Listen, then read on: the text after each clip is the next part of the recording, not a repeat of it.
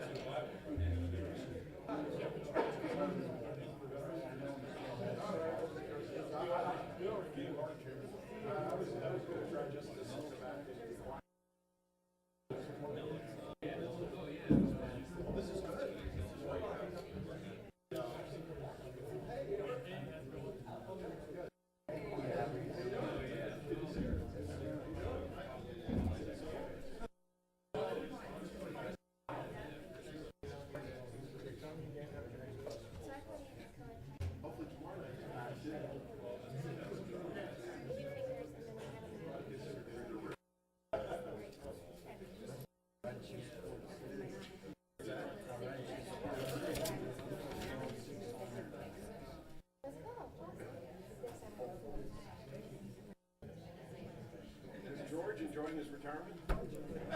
Almost. Getting close. I think very close.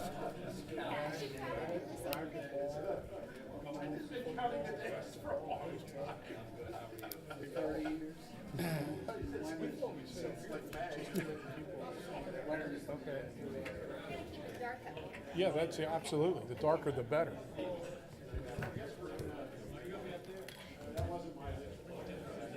Yeah, I was planning to just kind of sit in the back. Yeah. Until I saw that there's people still waiting to come in. So we gave up our seats.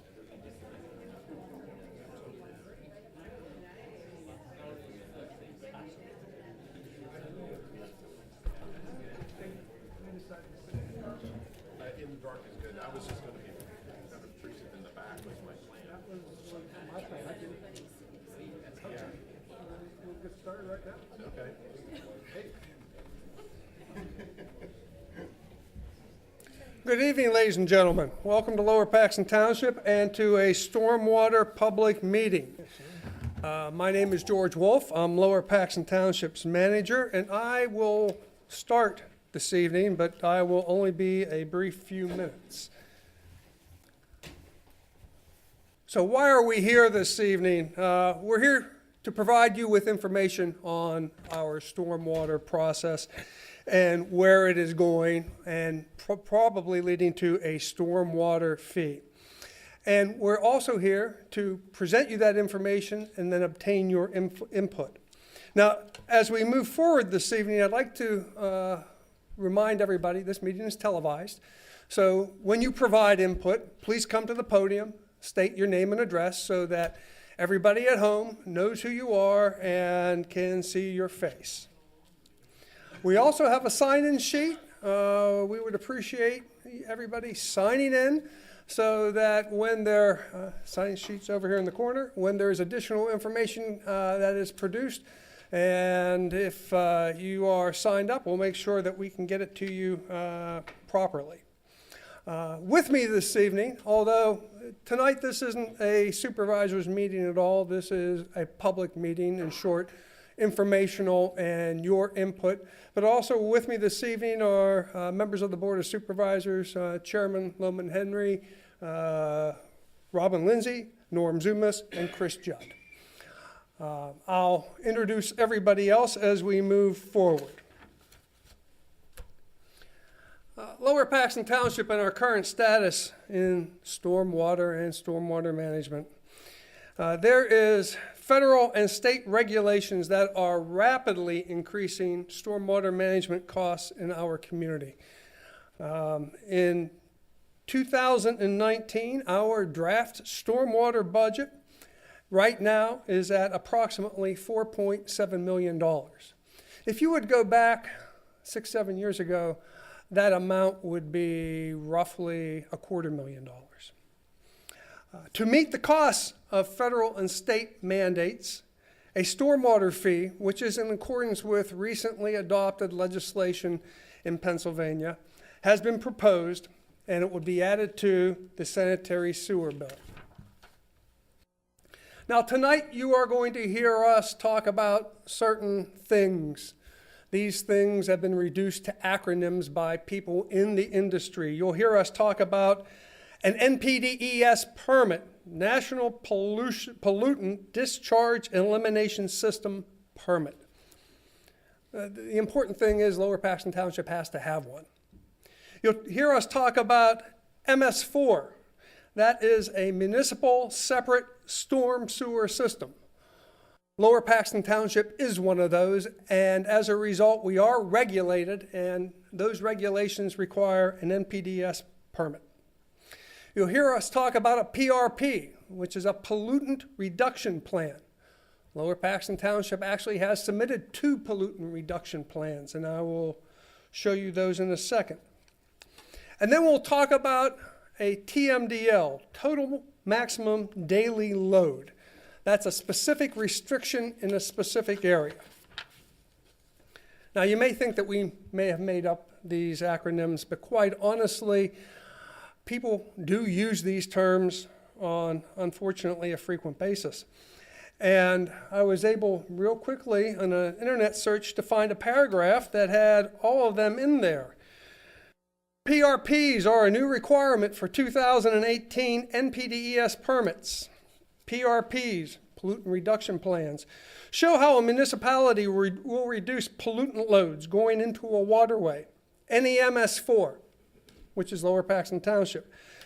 An EMS4 community that either discharges nutrients and sediment within the Chesapeake Bay watershed or to a waterway subject to a TMDL must submit a PRP with their permit application. It's a real requirement. Lower Paxton Township is required to adhere to that requirement.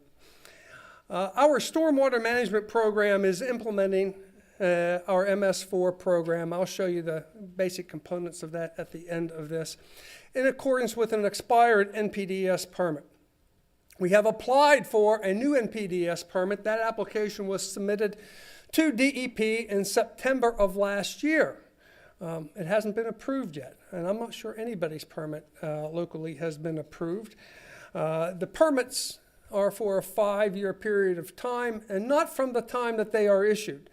They're 5 years from the date that we submit. And we have been told by DEP and EPA that at the end of the 5-year period, they expect to see not more paper, not more PRPs or NPDES applications. They expect to see improvements in the ground.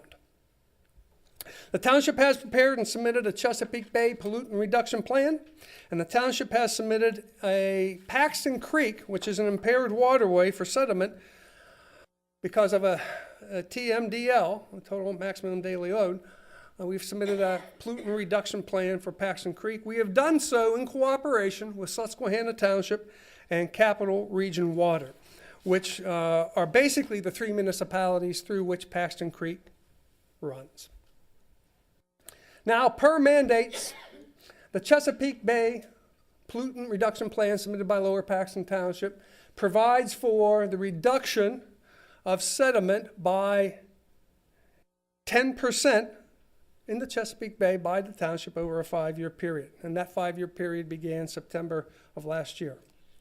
In Paxton Creek, our pollutant reduction plan, per mandates under the TMDL, requires that the township reduce sediment in Paxton Creek by 35% over a 5-year period beginning September of last year. In addition to our pollutant reduction plans and our NPDES permit, we are an MS4 municipality, municipal separate storm sewer system. And as an MS4 municipality, we are required to have public education and outreach. You'll notice that our website is developing a detailed stormwater section. Our newsletter includes, almost in every edition, something on stormwater. Our PEG channel has information on stormwater. One of the reasons why we are televising this meeting is for public education and outreach. And of course, we're also required to have public involvement and participation.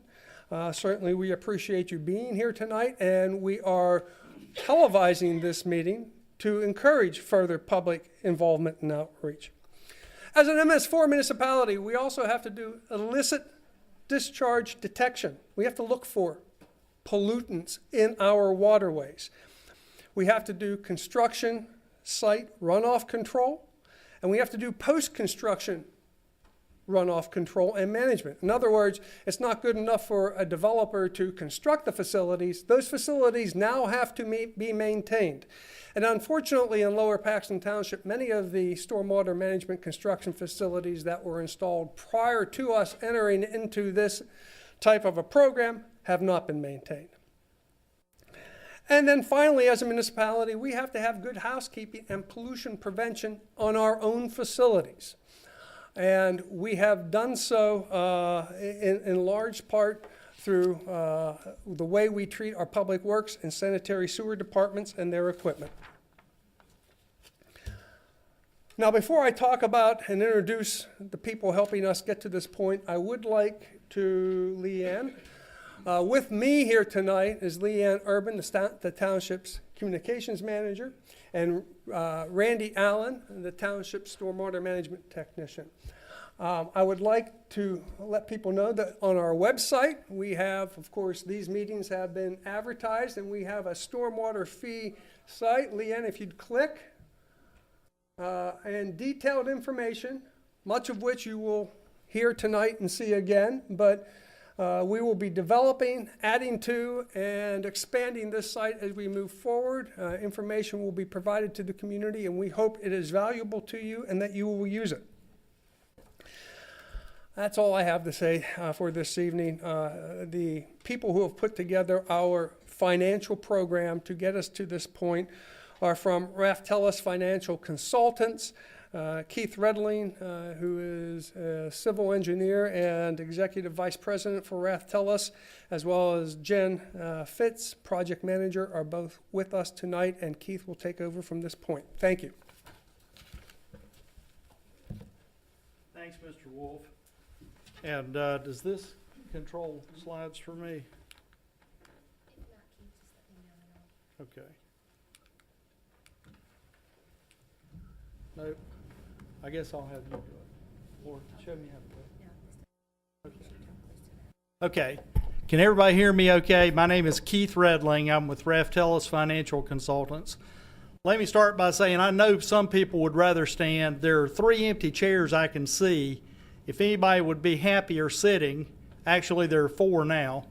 So there's one up here in front, one over here. Just thought I'd say it because we brought in some extra chairs a minute ago. So anyway, as Mr. Wolf said, Raftellus Financial Consultants is a financial consultancy focused on helping local government find funding for various programs.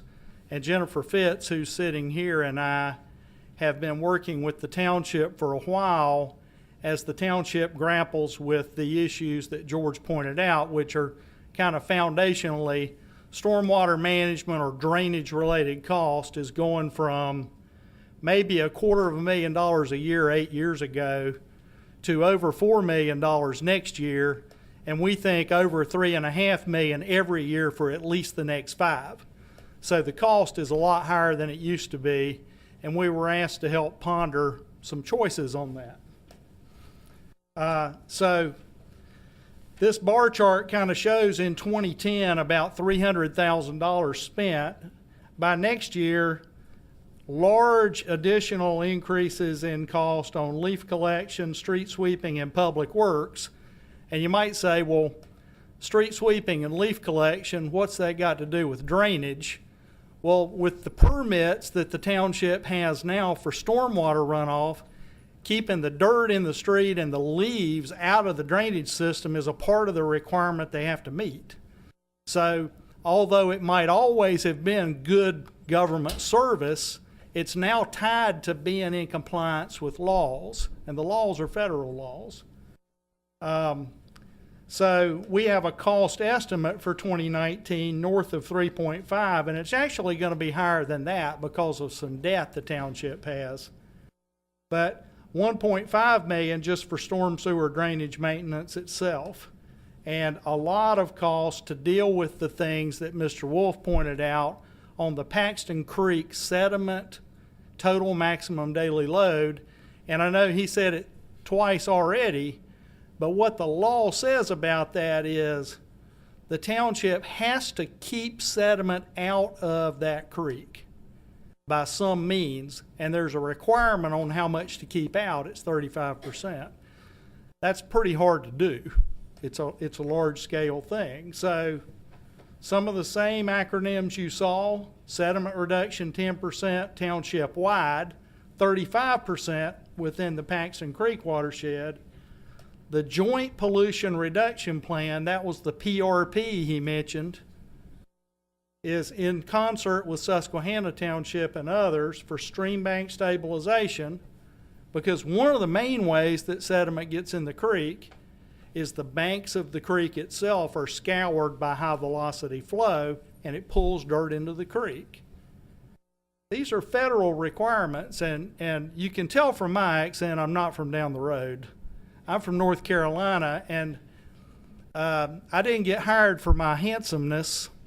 I've been focused on storm drainage funding for 25 years of my career, and the reason is that in North Carolina, where I live, these same things happened a long time ago. And a lot of communities crashed into the same reality of drainage costs going up, up, up, something typically tax funded. But as the cost gets higher and higher, it gets tougher and tougher to keep funding it with taxes. So all of these regulatory things are huge drivers to driving up that cost. So I want to talk about what Ms. Fitz and I have done a little bit. Is we were retained by the township to look at the feasibility of raising taxes versus implementing a fee for drainage.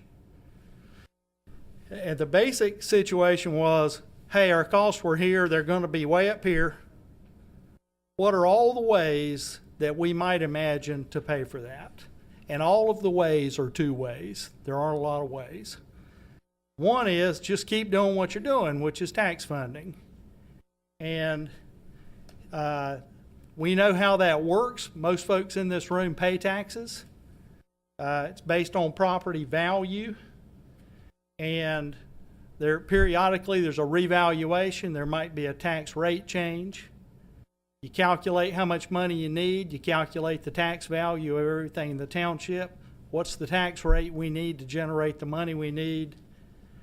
And everyone who pays taxes pays their share based on the value of their property. And tax-exempt properties don't contribute to the revenues. Churches, schools, post office, etc. This building. A stormwater fee is a little bit of a different idea. The idea on a stormwater fee is that the township is incurring cost to manage stormwater runoff, whether it's sweeping streets or cleaning out storm drains or building a bigger pipe or building a device to capture dirt before it gets in the creek. These stormwater management capital projects and maintenance projects done to provide public service or to meet a regulatory requirement tend to be caused by not the value of things, but by the amount of water runoff that comes from things. So if we think about the way that land changes as it gets developed, undeveloped land doesn't generate a lot of runoff when it rains. A lot of the water soaks into the ground, or snowmelt for that matter. As a property gets more developed with more rooftop and more pavement, when it rains, more water leaves the site, and it could go into the township's public drainage infrastructure that's tied to the streets, or it could go into Paxton Creek, or it could go in another tributary that goes somewhere else. And where does it all go from here? It goes to the Chesapeake Bay. And the Chesapeake Bay is one of the most highly regulated water bodies in the U.S.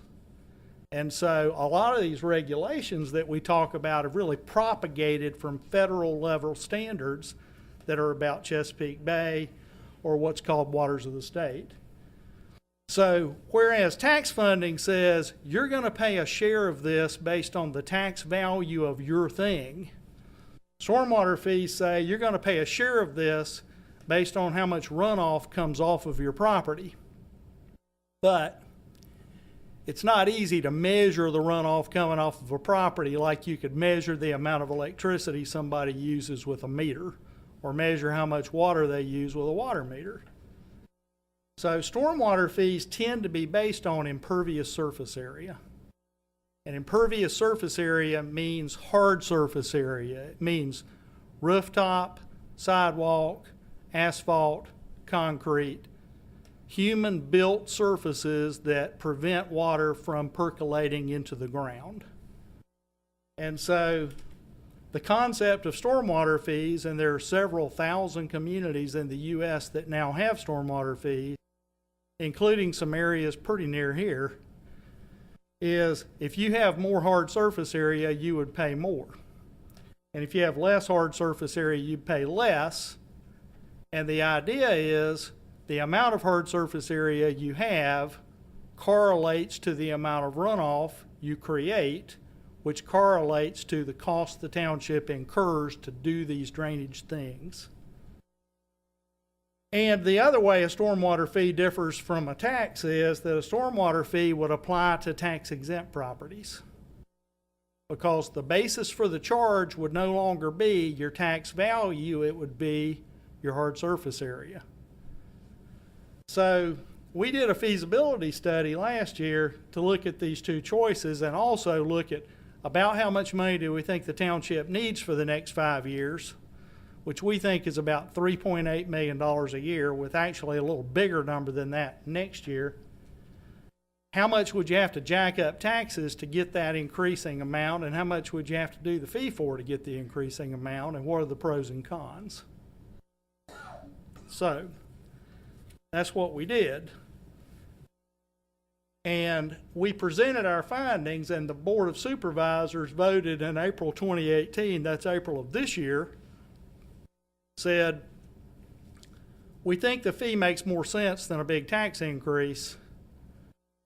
Can you go out and calculate exactly what the fee would be? Because in our feasibility study, we only had a range on what the fee would be. And the reason is the fee would be based on hard surface area, and you need to measure a lot of things to figure it out.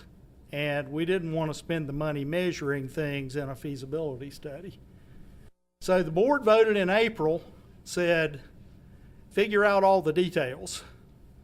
And the first thing we did was we measured impervious surface on all the big properties, not on all the ones with a house, and I'll explain that a little bit more in a minute. We revisited the required money, what we call the revenue requirements. What will it cost to provide the services? What rates is it going to take to fund that?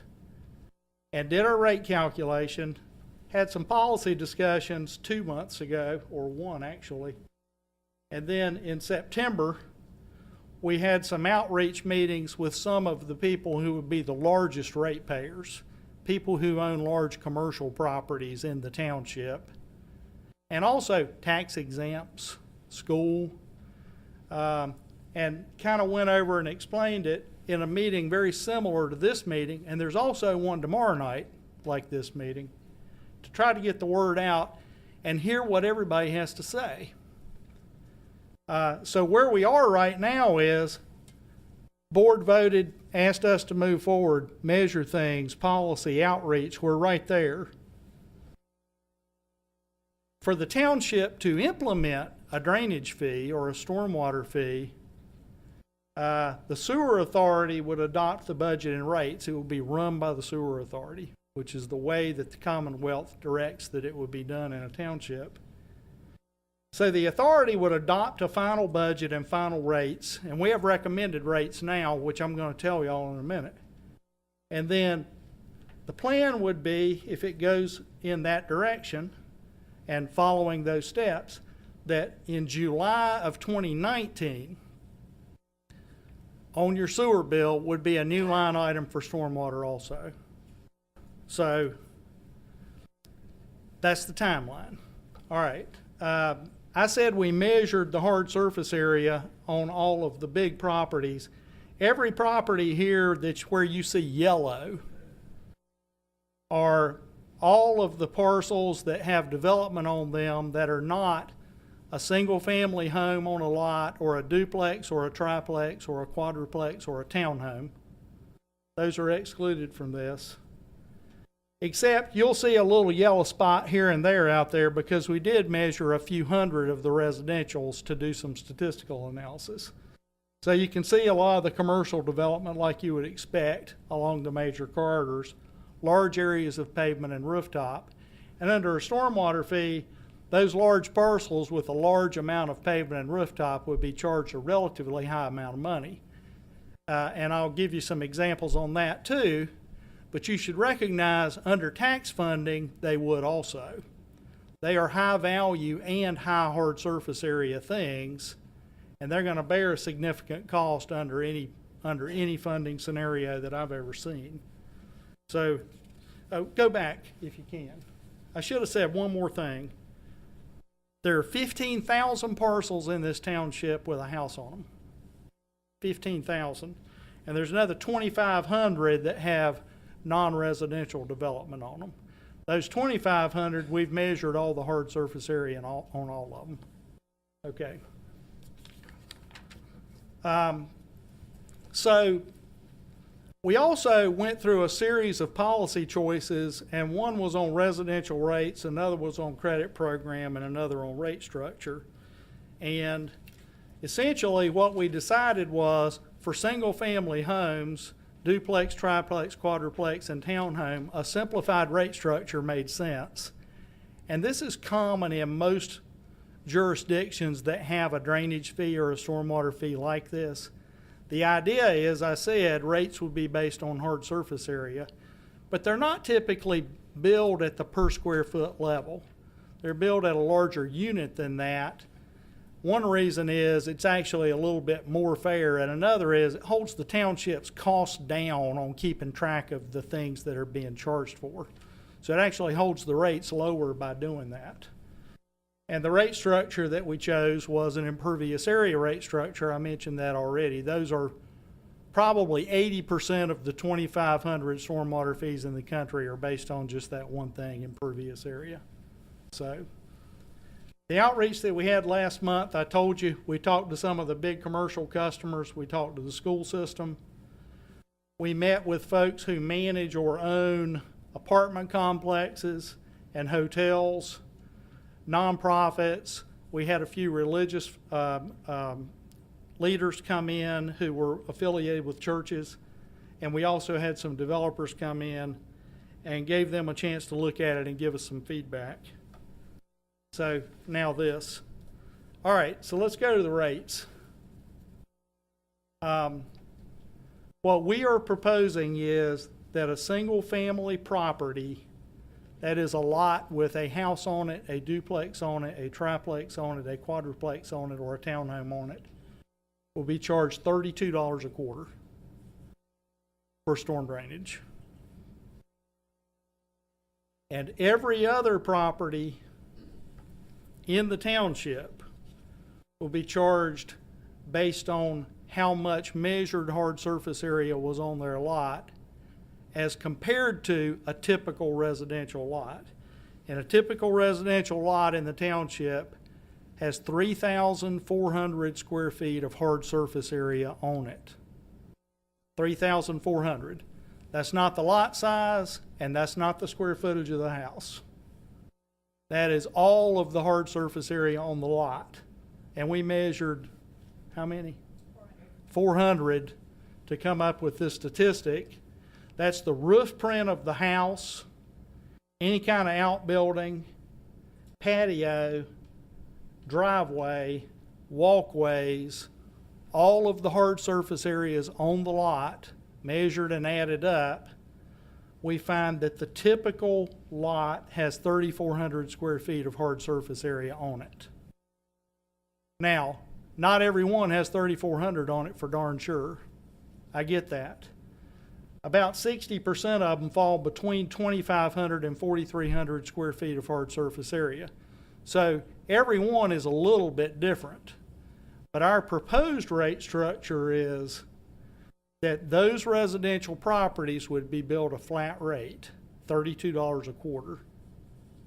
And because 3,400 square feet of impervious area is the typical, every lot that is not considered single family, one of the 5 kinds I mentioned, we measure it carefully, divide by 3,400, and figure out how much hard surface area is on that lot compared to a residential lot.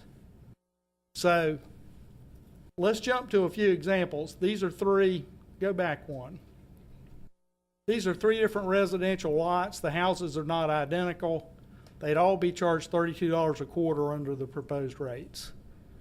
All right, let's go to the next one. This is Harrisburg Church of Christ on Old Locust Lane, tax exempt. So under tax funding would not contribute. Under fee funding, we measured the hard surface area, and you can see all the bright yellow on here, the driveways, the walkways, and the rooftops. We got 21,028 square feet of hard surface area. This was not done with a measuring tape and hiking boots. We do this with aerial photography. And when you take that 21,028 square feet, you basically say, how many houses worth of impervious area is on that lot? Well, a typical residential lot has 3,400 square feet. So I'll divide that 21,028 by 3,400 and I get 7 equivalent residential units. Said another way, the hard surface area on this church lot is 7 times that found on a typical residential lot. And if our rate is $32 a quarter, we will charge them 7 times $32 a quarter, which is $224 a quarter. This is called rate equivalence.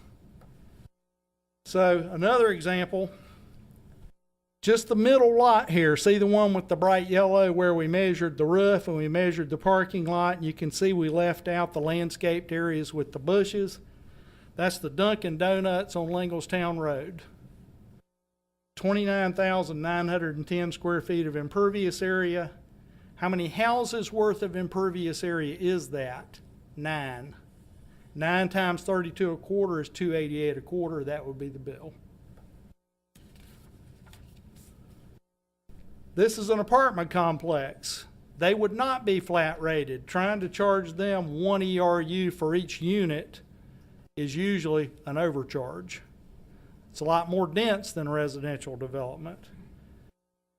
This is 12 trees off of Union Deposit Road. You can see we measured all the roof, all the parking, all the walkways. We measured the road too because it's not a public street. It's their driveway. It's on their lot. There's as much impervious area here as found on 82 typical homes, and the bill would be 82 times what it is for a house, $2,624 a quarter. And then my last example is the big shopping center on Union Deposit that's got the Staples and the Panera in it. Almost 1 million square feet of hard surface area, 283 times as much hard surface area as found on a typical residential lot. The bill will be a little over $9,000 a quarter under our proposal. So, I'm going to recap. Could raise taxes, could do a fee. A lot of jurisdictions have faced that choice over the past 25 years. The fee spreads out the cost over more folks because it applies to tax-exempt folks. And most people see the fee as more fair because the charge is related directly to the amount of hard surface area, which is where runoff comes from. painful either way. And although once in a blue moon you might find a small grant or you might get a low interest loan, you can't run a federally regulated stormwater program with money you find every now and then. The township has to have stable funding to stay in compliance with the laws that just keep getting stiffer under every jurisdiction I've seen since '91 when I started doing this. And so fee is the approach that we recommended. We went out and did all these calculations, $32 a quarter for a house. I'm ready for questions.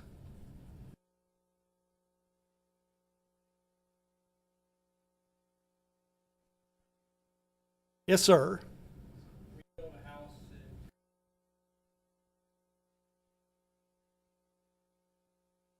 Calculated square footage of the house, roof, driveway, everything calculated.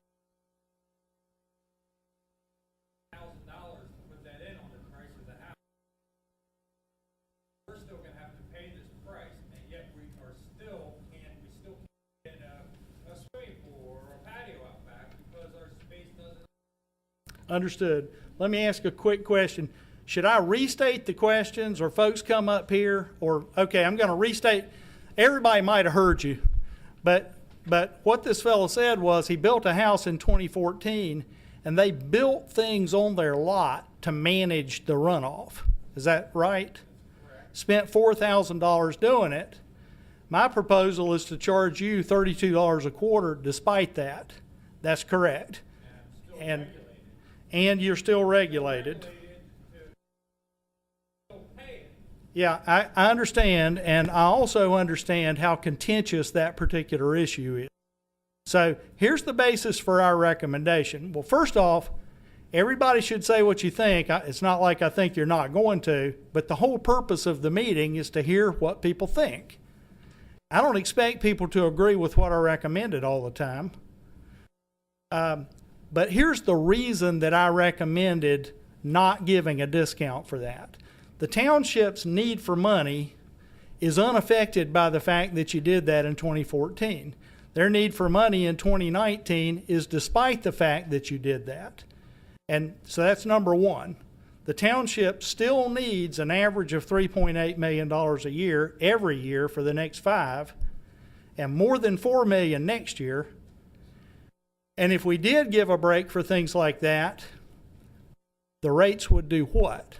The rates would have to go up because we would be charging less for some ratepayers. Now, it would be a minority. It's newer construction, but some of the newer construction has built stuff like this man said. The second reason that I recommended not giving a discount for that is we've recommended a flat rate for residential, $32 a quarter for a little house or $32 a quarter for a big house. So there's a fair amount of granularity in the rate structure as recommended now. That doesn't mean everybody likes it.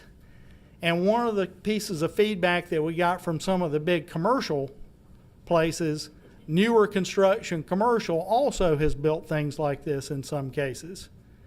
There are stormwater programs that give a break for those things, and they raise rates to do it because the money they need is the money they need. The other thing is the township could choose to do something like that in the future, but not initially. So I'm going to stand on my recommendation, but I hear you. I understand the issue, and I also understand you're highly regulated, so you didn't buy out of the regulation with all the money you spent either.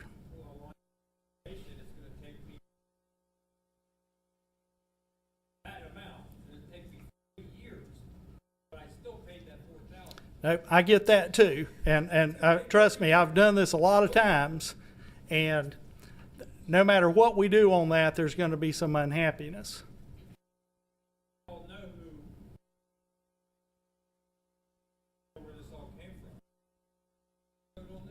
Well, this all came from the amendments to the Clean Water Act that occurred in 1982. Well, no, I think they did. This was the amendments to the Clean Water Act.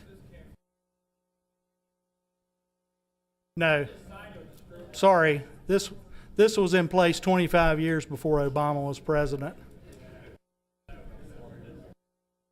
This fella right here.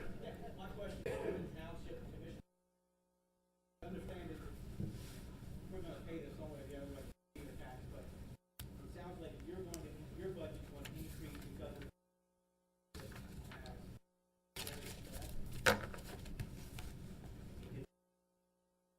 of your budget already, are we going to increase the township budget?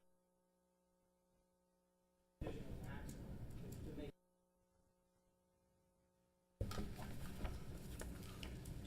Can I answer that? I believe that, to summarize your question, is did the township's financial impact in paying a fee come into play in regard to the establishment of the fee? The answer is no. Yes, the township will have to pay a fee. We'll have to pay it for this building. We'll have to pay it for the Public Works building, which that building has brand new, as this gentleman said, stormwater detention facilities. We'll have to pay it for the Friendship Center, which also has stormwater detention facilities, and we'll have to pay it for the sanitary sewer public works facility. We'll have to pay it for impervious area in our parks. Yes, we understand that we're charging ourselves as well. Did I answer your question? It's not the current budget of that projection, so in theory, the budget's going to increase, so there's even though there's money in the space. The township's general fund budget will have sufficient funds to pay the fee. Okay. Okay, this fella right here. That question also extrapolates to the nonprofits like the school district. Buying areas that the school covers. The only way they're going to get the money to pay the fee is to charge taxes to the township. So therefore, you're going to end up with a fee plus a tax to cover the normal exempt people, cover their fees. That would also be true for the poor people in churches. It would still come from the parishioners, and it would obviously still be out of the parishioners' pocket. Is that not true? I don't know where any of them would get the money to pay the fee, but I suspect you're right, straight down the line. If we tax funded this thing, that would also shift all of the burden away from the nonprofits. Just let me add to that. Churches, schools, they pay their sanitary sewer bill. They pay for what they use. The township is asking that they also use the stormwater system. We're asking them to pay their apportioned share. The source of the money will still be the same. Correct. Yeah, that's unfortunately, where do we all get our money? From you guys. The government gets it from the people. They don't make any money. Exactly. They don't sell any widgets. And we don't print it here. Exactly. I don't have a machine at home. Let's go with the fella in blue back here. Okay.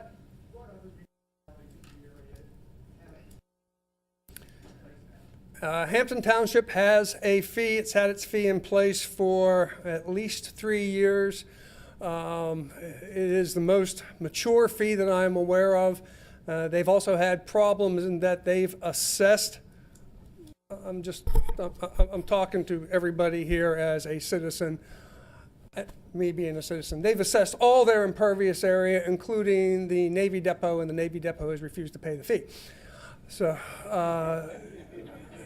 federal institution, federal mandate. Hampton's is, again, the most mature. Carlisle is probably 3 months ahead of Lower Paxton. Derry, as if they have not billed for it, is implementing a fee, and I know that both Swatara and Susquehanna are either at the same place that we are or 3 to 6 months behind.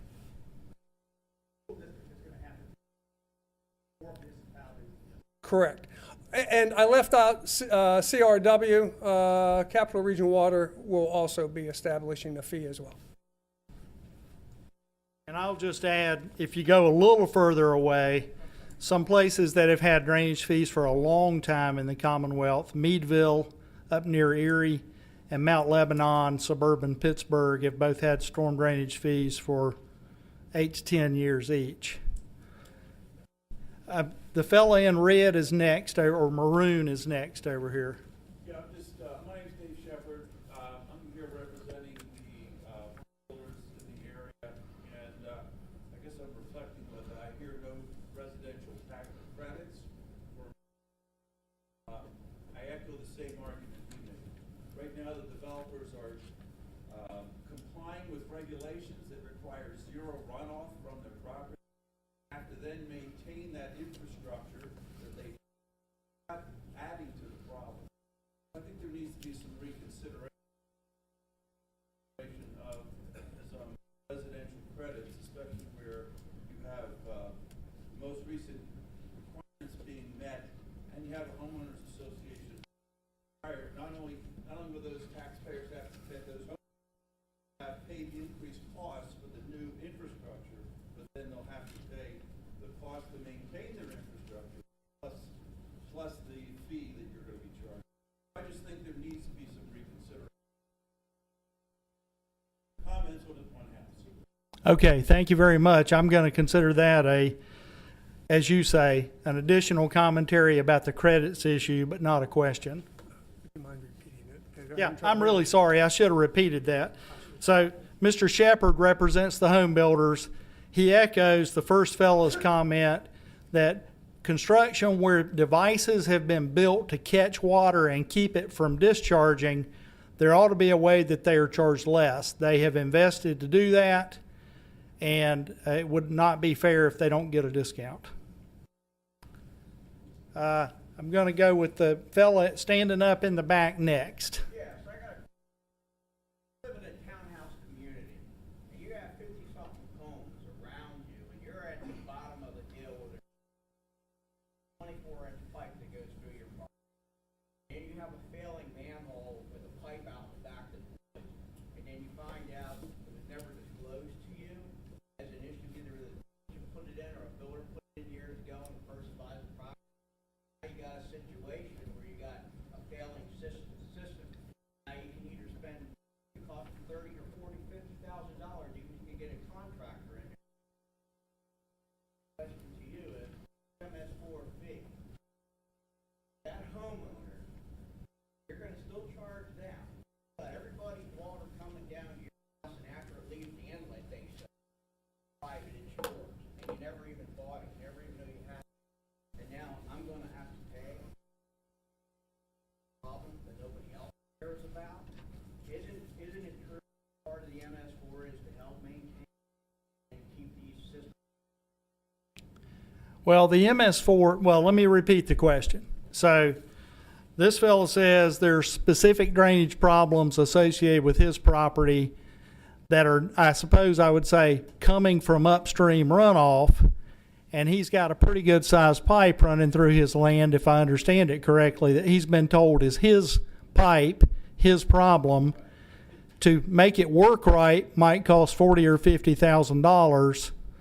Does the MS4, that's the federally mandated municipal separate storm sewer system permit, speak to maintenance of that kind of infrastructure?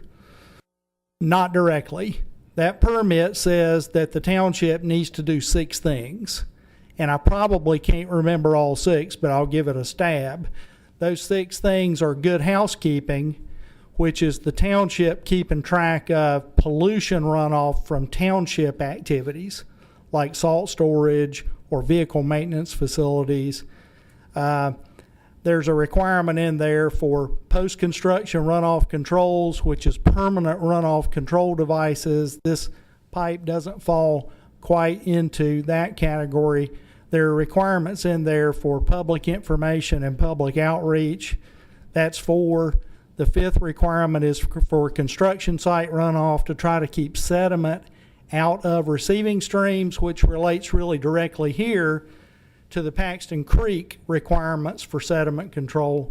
And she's grinning because she knows I don't remember the 6th one. Illicit discharge programs. And the illicit discharge program is one I'm real familiar with. I used to do a lot of work in that area. That is finding old drainage that is drainage of sewage that's going into the storm drain. So none of those are directly about drainage infrastructure maintenance or public-private issues, but I hear you and I understand, and this is not my first rodeo, the challenge of which infrastructure is mine and which is the township's, and I didn't even know this pipe was here and there's no easement for it, et cetera. So it's a challenging issue, but the MS4 program is really a water quality program. Well, some people say you put a flow meter in there and charge. After it leaves, how do you take private and put, how do you take public and put it in? I'm not the only one with this situation. I understand. It seemed like there was a fella, okay, the fella just in front of that man. First, I'd like to commend the board for choosing the thing to do. All properties need to. Being somewhat familiar with stormwater studies, most of the fees, in fact, many of the municipalities you referenced,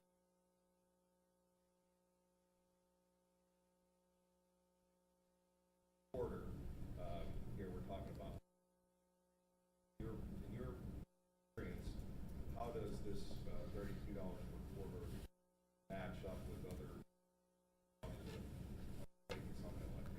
Well, the highest drainage fees that I know of are above $25 a month, $75 a quarter. The lowest ones that I know of are $1 a month, $3 a quarter. They're all over the place. And the reason they are is every jurisdiction's got different challenges and a different rate base. So what we have here is we have a lot of hard surface area per capita, and we're a highly regulated jurisdiction because the township faces the municipal separate storm sewer requirements, plus all of the traditional public works needs, plus the total maximum daily loads on Paxton Creek and township wide that are driven by the Chesapeake Bay. So you're a highly regulated community for water runoff. And that's what I would say. There are a number of places in the Commonwealth with fees higher than $32 a quarter, at least two that I know of. One of them's Philadelphia, and this is not Philadelphia. And I'm not suggesting that they're necessarily a good benchmark. A lot of places set out and charge less than what they need and hope to raise rates later when people get used to it. And I calculated what the rates ought to be. So that's another variable. And I think Mr. Wolf. You covered it. Okay. So that's two answers to that. Yes, ma'am. I have a comment about, in the beginning, they were talking about a permit they applied for 17 and also talked about something.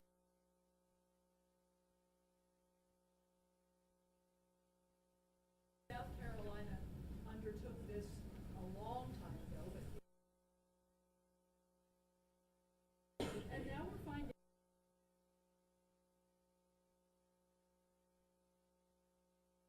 that they came up with this idea that we need to deal with this runoff.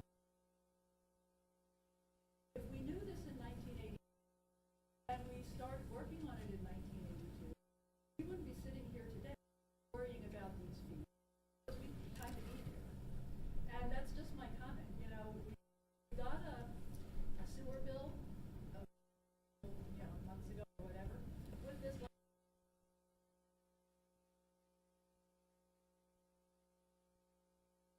And I just object to that kind of. It's important that we take care of this pollution.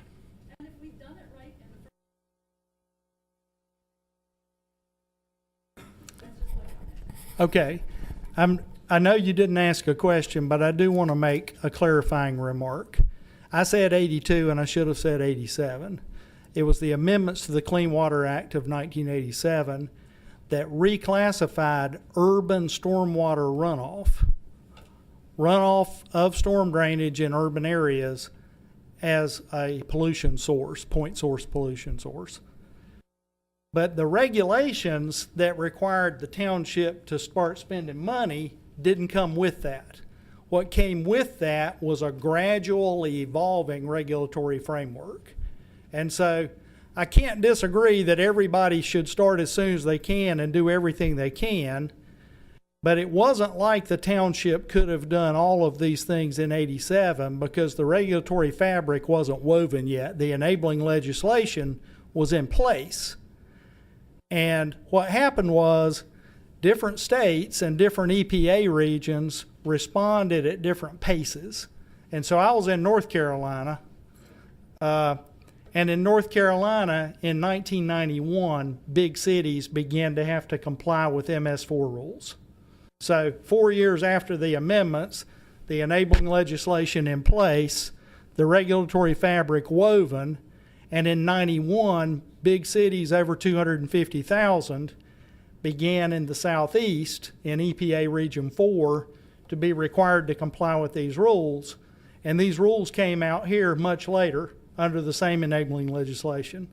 So it wasn't, in my view, it was not that the township's head was in the sand and a lot of things could have been done. It just rolled out at different rates and paces in different places. Fella in the back corner. I'm retired from a fixed income and haven't got a raise in like 20 years. $32 would really put a hardship on me and many other people in the township. So I think it would be nice to get this down to a lower fee, as low as you could possibly go. And that may be worth up to what you really need. But it would really put a hardship on a lot of people at this fee. Okay. What this fellow said was he's retired, he's on fixed income, $32 a quarter is real money and a hardship. And although the township might need that, he wishes they would start lower and ease into it over time. And he thinks there are a lot of other people that feel the same way. Standing up, fella. Early on in your slide deck, you had a picture of the township and had both, I'll call it, impervious surfaces. And, I mean, I know you can measure that. The question is, what is the cumulative total of that impervious surface? I don't have that memorized, but my associate has that on her computer. My question then ultimately is, by using your scale, you know, Right, I understand. that, how much of that is represented? Gotcha. What was the total of that? Nope. Versus She's, what homeowners? yeah, she's going to tell you in just a second. Sorry, I didn't ask the question earlier. Are used instead of. Okay. It's just such a big number. Can I understand? There are 30,500 total across the whole township, and of those, about 15,000 single family properties. 17,000 other types of properties. All right, and I've got a microphone and a really loud voice. So what this fellow wants to know is what proportion, I'm going to restate your question slightly, what proportion of the revenue would come from non-residential land? And the answer is more than half, about 57% of it. 43% from residential. If you tax fund it, a good bit more than half comes from residential. All right, I'll get you, but this fellow over here.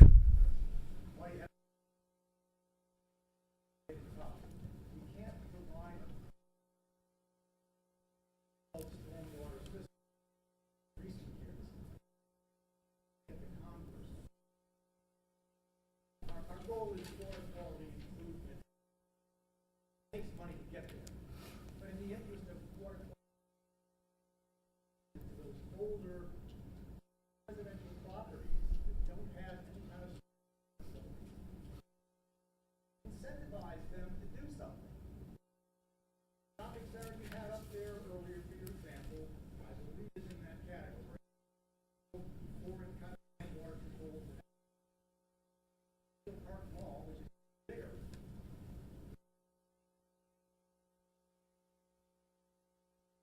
Something about it.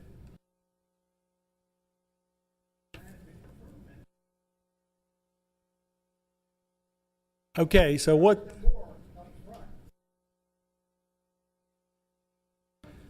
So what this fellow says is, I suppose you like the idea of credits for existing controls also.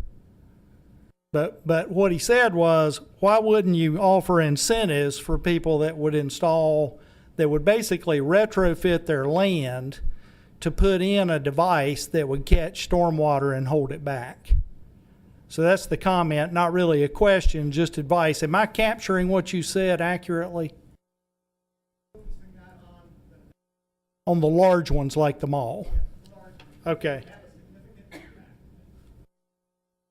Okay, I hear you. Next. Yes, sir. Okay. You had a 300,000 plus GSA. So, can you back to that, please? There you go. Add to $363,428. Break that down for us, please. And also, if this is a 2019, is that same general service fund going to go into 2020, 21? Most of those costs do go on into the future and escalate some with inflation. And Jen, do we have greater detail than 363, 428? Yeah. Yeah. But essentially, it's a portion of a number of people's time in the Public Works Department. Yeah, so Public Works is doing the drainage maintenance. What we've got is a small allocation of labor costs for the Public Works Director, the engineering field tech, the secretary, ops manager, and foreman. And then we have $221,000 in skilled full-time labor. And then we have stormwater personnel, which is Randy Allen. And so these are all personnel costs. In the case of skilled full-time labor for drainage maintenance and Randy Allen, who's the township's MS4 coordinator, those are all in, that's all they do. The other ones are small money. Over $300,000 is drainage maintenance laborers and the MS4 coordinator. Okay, so my next question is that on, are they not on the payroll already? They are on the payroll already. Drain's already being taken care of, except for the Well, not at this funding level. extra stuff we need to do.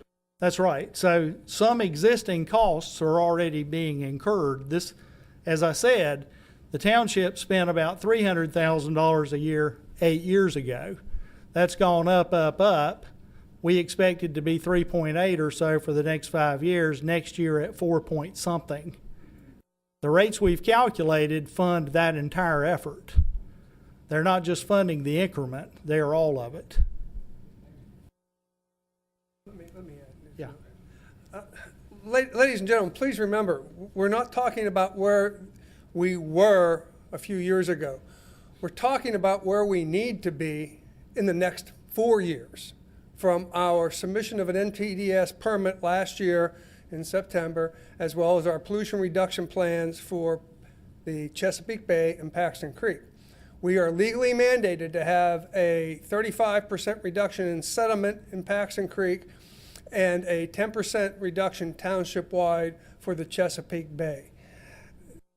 We have not funded those in the past. Our stormwater improvement program is going to increase exponentially because of those mandates.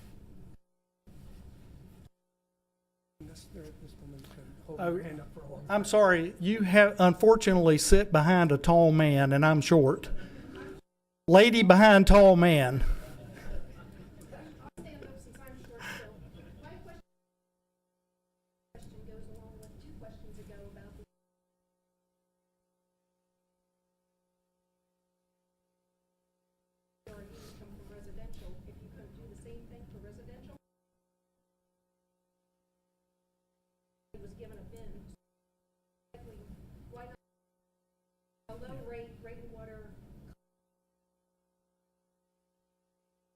offer those to residents at a lower cost, and if they engage in that program, they would get a certain amount off order, and that would, in essence, decrease the overall runoff over. So rain barrel at a decreased cost, so the potential homeowner could offsetting the problem instead of just paying for it. Okay. So what this lady said was, I'm going to paraphrase and apply a Southern accent, that with more than a third of all the hard surface area on residential lots, if there was a way to get more residential ratepayers to use rain barrels, it might, in aggregate, help the township with runoff. And one way to do that might be to provide residential customers with a rain barrel at a reduced price. And theoretically, subsidize the price with stormwater revenues and raise rates just a little bit to generate some money to give people these rain barrels that would help.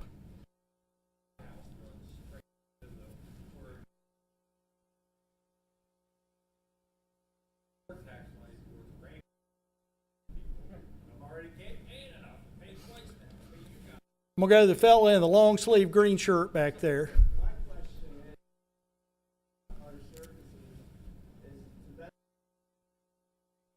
my hard surfaces under the driveway.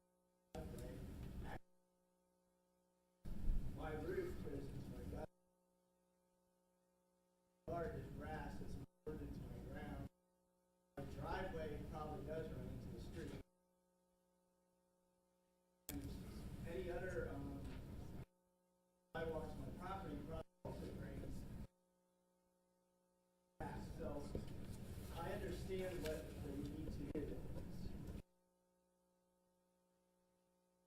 It's drainage, but I'm not sure it's even older houses really actually in reality contribute to running down the street and running into it.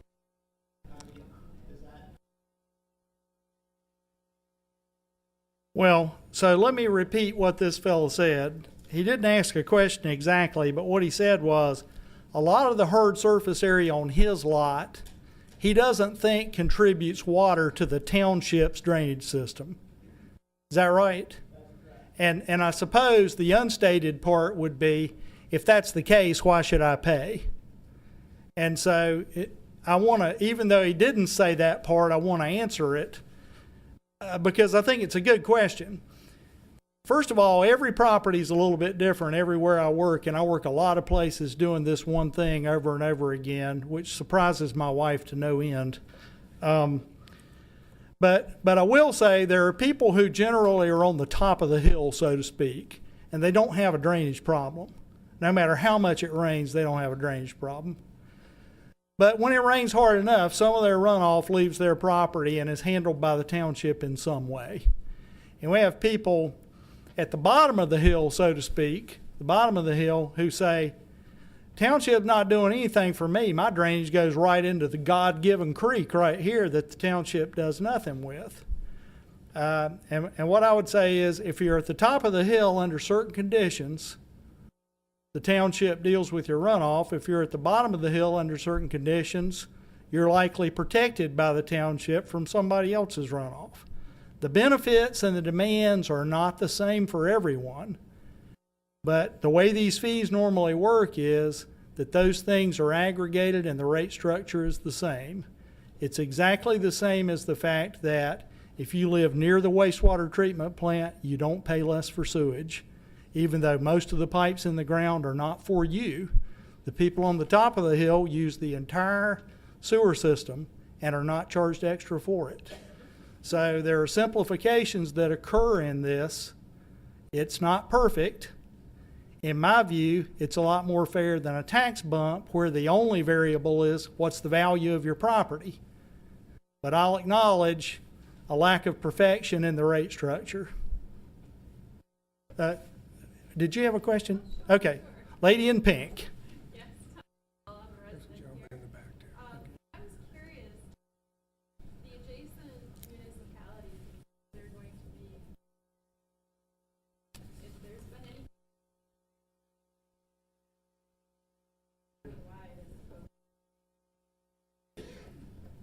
Okay. Dauphin County has recently reached out to Lower Paxton, Susquehanna, and Swatara to talk to us jointly about the potential for a county-wide approach. And Lower Paxton Township, of course, would be interested in cooperating with its neighbors and the other 39 municipalities in Dauphin County.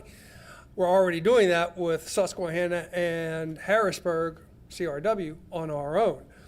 Our joint comment to Dauphin County, though, from Susquehanna, Lower Paxton, and CRW is that we can't wait. We're now 1 year into 5 years, and we have to have improvements in place. So we'll be happy to talk and work and cooperate with our brethren in this region, but we need to move forward as we do that. There's a gentleman in the back. Yes. Fella in the hat. I own the property behind the high school over here. That property, well, I call it the forgotten village. Guys, man, we rarely see a police officer. Only time we see. I mean, I'm about everything I do by my house. I love my house. Just to say, when your street sweepers come down the street, they don't even put brushes down to clean up streets. He's talking about runoff. We got leaves that run off down in the drain because the street sweepers don't. I mean, he just ride down the middle of the street and keep going. I got a problem on my property. That village over there used to be a nursery. Before the original owner sold it off, he had trucks take 2 feet of topsoil off of all that land over there. About a foot. If I dig a hole, I hit up with concrete. Rocks. I got a runoff on my property. Y'all don't even know what I'm going through. My property is washing away. Right now, I got estimates. I got to pay probably $30,000 to put a retaining wall behind my house just to keep the house from falling over the drop off behind my house. You guys always ask for more money. I don't see where it's necessary for y'all to get more money when all y'all do is just spend our money. We don't know where our money's going. Now, I got a problem behind my house that's going to cost me. I'm a retired man. I'm like that man over there. I'm on a fixed income also. My insurance company, they won't cover the cost. Now, I'm trying to figure out how am I going to get this done to solve my problem when y'all come up with more money. You know what I mean? That's taken from me. I can't afford to be paying y'all money. Like I said, right now I'm angry about the property, my property, that I got to, find a way to find a cost to fix a problem that I can't even afford. The street sweepers, like I said, that's a waste of time coming down our street.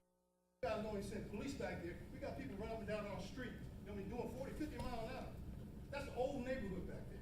We have kids back there, but y'all, we don't have nobody to patrol there. Somebody get hit back here. It's like nobody care about old Bloomsbury Village. Give us some slow bumps back there, some 25-mile-an-hour slow sign. Put some police back there. I mean, y'all forget about us. Y'all don't give us nothing. But now when this come up here, y'all want to get in our pockets.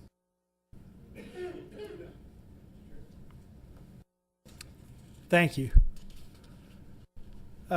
Lady in the pink, front row here.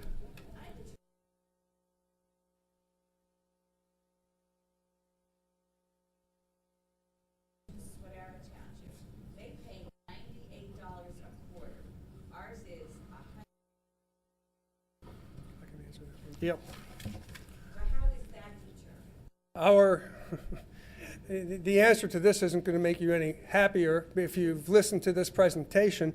Our sewer rates are in large part based upon Lower Paxton Township's need to address a court-ordered consent order to eliminate infiltration, stormwater, getting into our sanitary sewer system.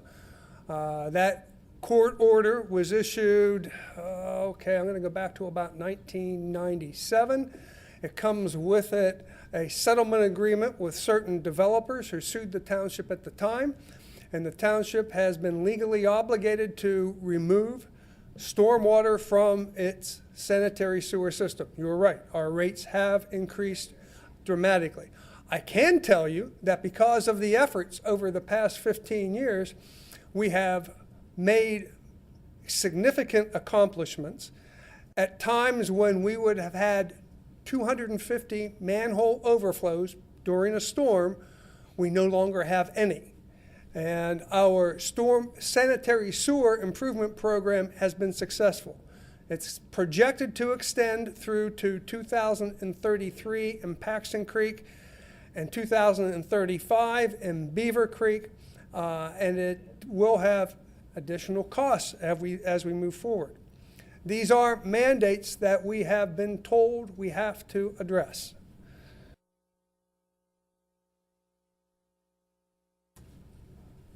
Okay, fellow right here. I understand what you guys are talking about. I don't really have a deal so much because you're going to charge us one way or the other.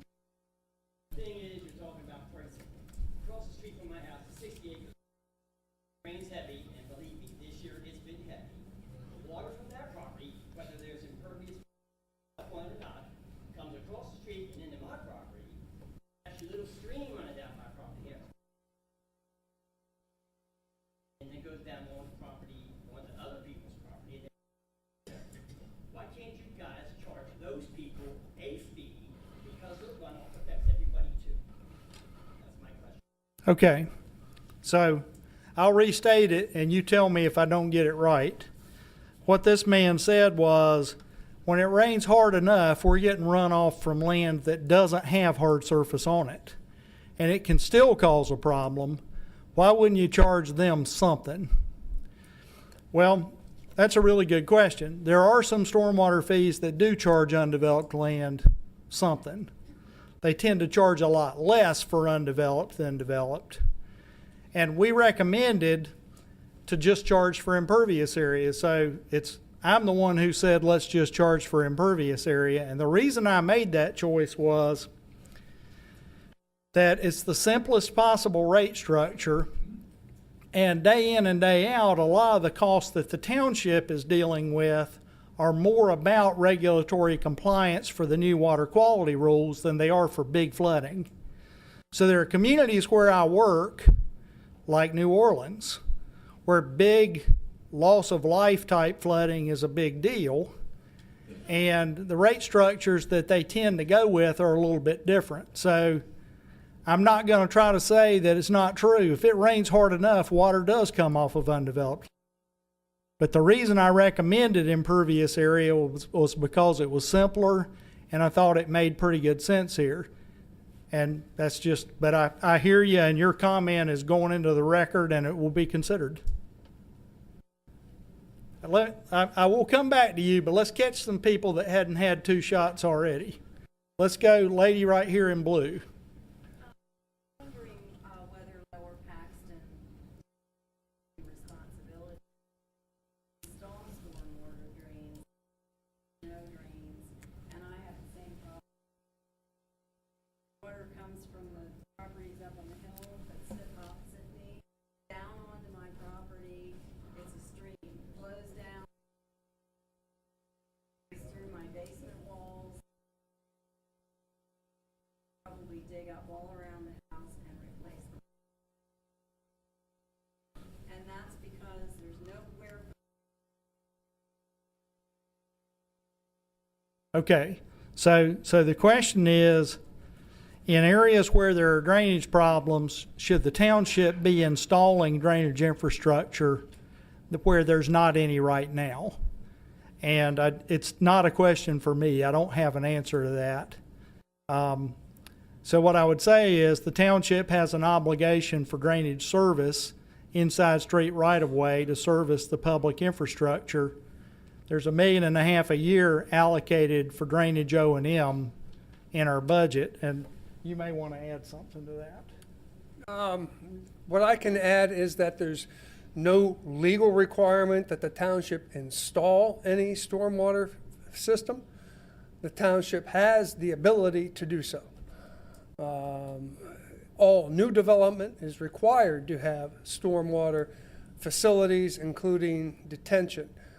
We have a lot of Lower Paxton Township that was built in the 50s, 60s, and 70s that does not have stormwater facilities. We're aware of that. Obviously there has been some attempt to address that recently, but under current funding scenarios, it can't be accomplished. It's one of the reasons why Lower Paxton Township is moving to a stormwater fee, to address existing stormwater issues.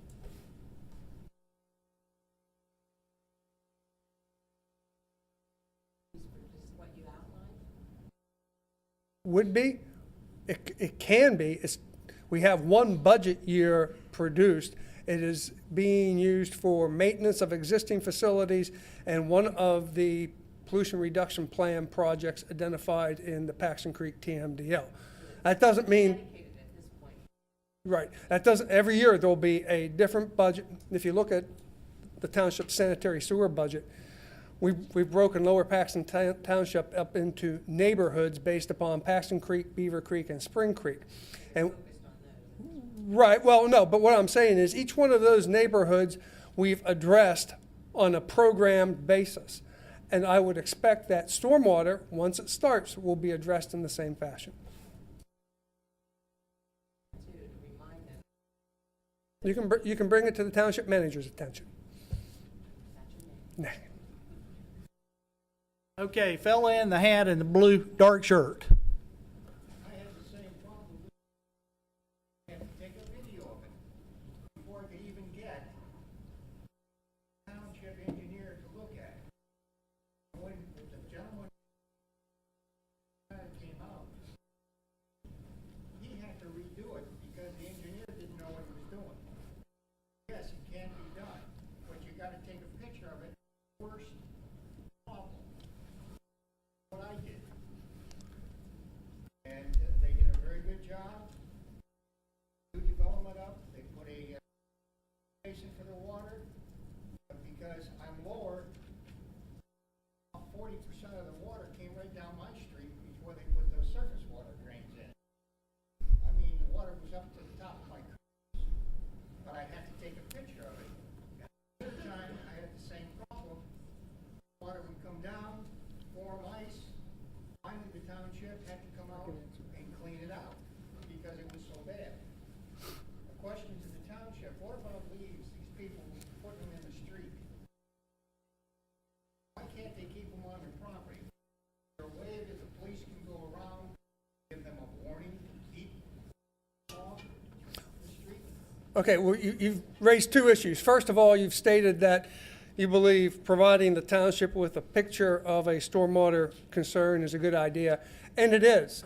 When we address stormwater issues, and this has been a very, very wet year, we've had a lot of stormwater issues. The more information that property owners can provide to us, because we can't be there all the time when it rains, the easier you make our job. Actually, it probably wasn't me, but you did? What was your name, sir? Okay, well.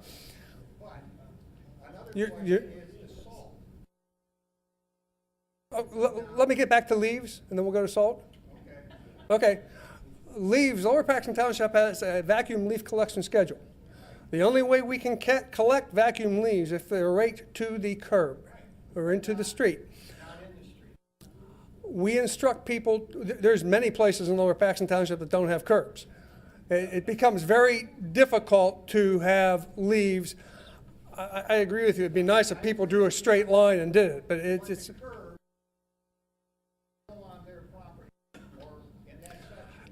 in a perfect world, I agree with you, yes. Just a warning, you don't have to. Cop sees that, write a warning and say, put it on their door if they're not there. Hey, put the leaves back on your property. Water problem. Okay. Suggestion. Thank you. And salt in the winter, sometimes I've seen where you're gonna plow, it wouldn't have to salt. You come up, there's 3 to 4 inches of snow, 6 inches of snow. I've seen the trucks go down and salt and never drop the plow. There's a significant reason for that. It takes us in Lower Paxton Township 3 to 6 hours to apply salt to all of our roads, depending upon weather conditions. If we're dropping the plow, it doubles the time. So we need to weigh the best option, given the weather conditions, to address when to plow and when to apply salt. It does. It does. But if we don't put it down, you can't drive. And Okay, lady in the stripes back here, then lady in the stripes in the front.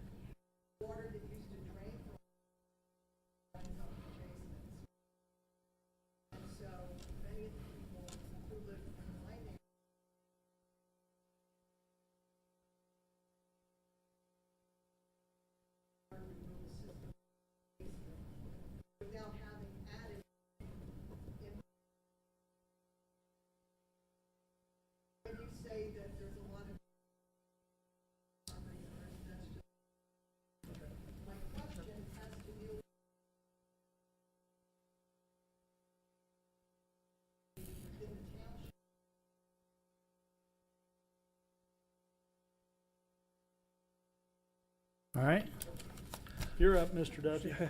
question is in regard to I-81 and I-83 expansion and how that stormwater is being handled. I can tell you that PennDOT has an NPDES permit for the stormwater that they are generating for the expansion of the interstate and both I-81 and I-83.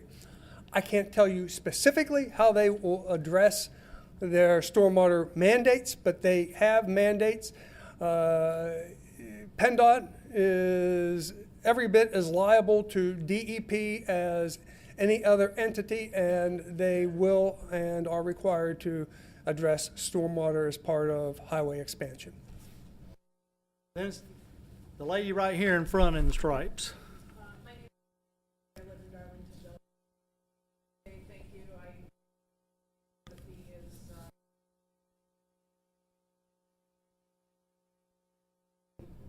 unpopular opinion that we should not for people who have previously rated their property.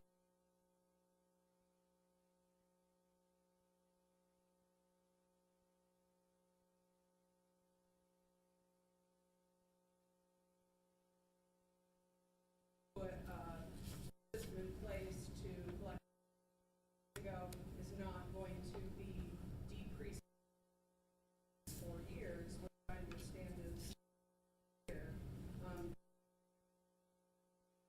We should make one for people in technical condos too. I get it for doing the right thing. My question is, I can make my address. I am being paid the flat rate for part of the larger residential unit rate. Is there a way I can find out what based on my address? Okay, so the first part of that was this lady is not in favor of credits for existing stormwater controls. And the second part is there a way I could figure out what my bill would be? So if you're in a single family home on a lot, or a duplex, triplex, quadruplex, or townhome, your bill would be $32 a quarter under this rate structure. If you're anything other than that, we measured all the hard surface area to calculate a bill. So if you are the Dunkin' Donuts, we measured the area, and if you're a condo community, we measured the area. And then that bill may be divvied up between all of the condo unit owners, which could cause the resultant per unit bill to be a good bit under $32 a quarter. Or the bill could be paid by an HOA, but the the net of it, typically on condos, the reason we don't charge condos the flat rate is it's an overcharge for condos because they're small. So condos are the one kind of example where we've measured what's on the condo complex and we can tell you how many units of impervious area there are there. But the issue of how that bill would be conveyed to the condo complex and how you ultimately might be bearing a part of it is in part not controlled by us. But I hope I at least gave you enough context to have a sense. The other thing I would say is we're talking about this fee being on the sewer bills beginning in July of 19. So it's almost 9 months from now. There will be a time between now and 9 months where that condo thing would be known. And so I would say check back. All right, fella in the green and then fella in the gray t-shirt. So there's, if I heard you correctly, there's 15,000 residents that were, you only measured 400? That's right, we measured 400. That's less than 5%. That's right. So you're basing that $30 and whatever, what I hear. But that's it. So basically that's an estimate. And so if to measure all of the residents and do the due diligence and have each of the residents measured, that $32 could potentially be low. And like this gentleman was talking about, a little more palatable. Okay, I'm going to try to repeat what you just said. How can you know what to charge 15,000 residents if you only measured 400 of them? And if you measured all of them, would the bill be different? Well, I've been doing this and only this since 1991, and where we employ a flat rate for residential, part of the reason is to not measure all of them because whatever cost is incurred doing that turns into a revenue requirement which raises up the rate. When we measure 400, we're able to know that we're 95% confident that the real ERU is within 200 square feet of 3,400, or about 1/17 or 6%. So if we measured more, we could narrow that range a little bit. But the reason I started doing 400 about 15 years ago is I'd done it so many times I knew that was enough, and any more I did, you'd end up paying for. So I'm going to stand behind the recommendation, but it's a damn good question, pardon my French. It's not immediately apparent, but I'm confident that I'm right. Now the fella in gray.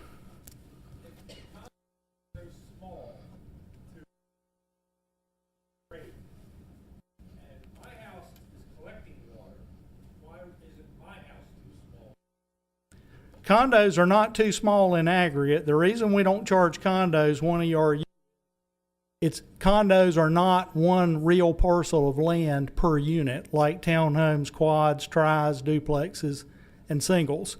So we measure all the impervious area on the lot, and we send a bill for all of it to whoever owns the lot. So if there's 100 ERUs, that's the same amount of impervious area as found on 100 houses. We're going to send a bill for 100 ERUs. If there's 100 condos there because they're real fancy and they have tennis courts and everything else, they're going to end up paying $32 a quarter because I sent them a bill worth 100 houses and there's only 100 of them. But I know from experience they tend to have a lot less than a house. So that's the reason. Yes, sir.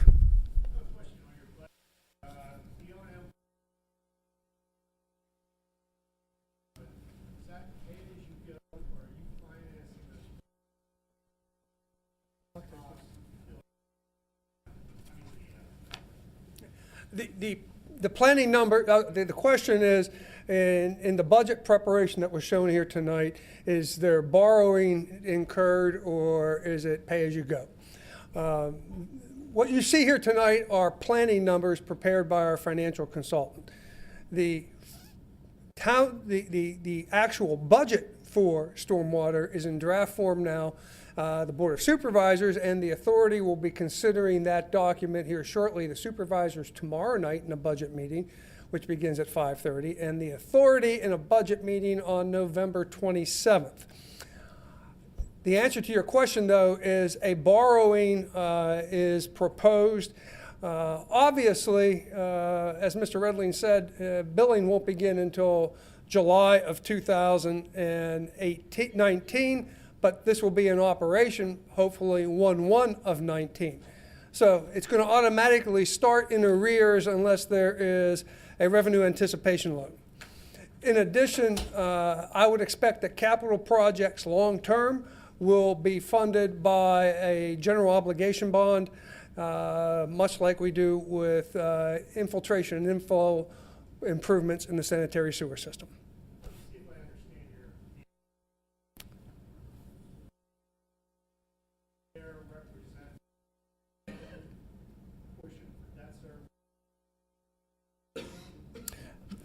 The capital projects in Raftelis's number, Given to the capital. right? In 2019, is that whole project going to be done? Which project are you referring to, sir? Talking everything under Capital projects. Yes. capital projects.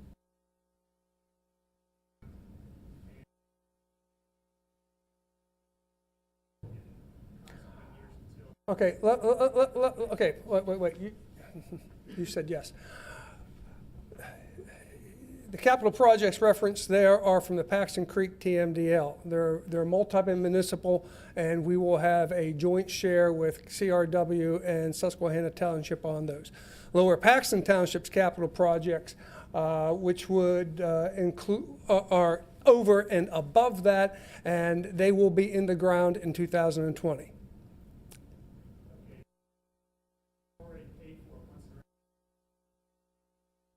Paying for them over a period of years. There will be debt incurred for that. So the $32 per capital projects.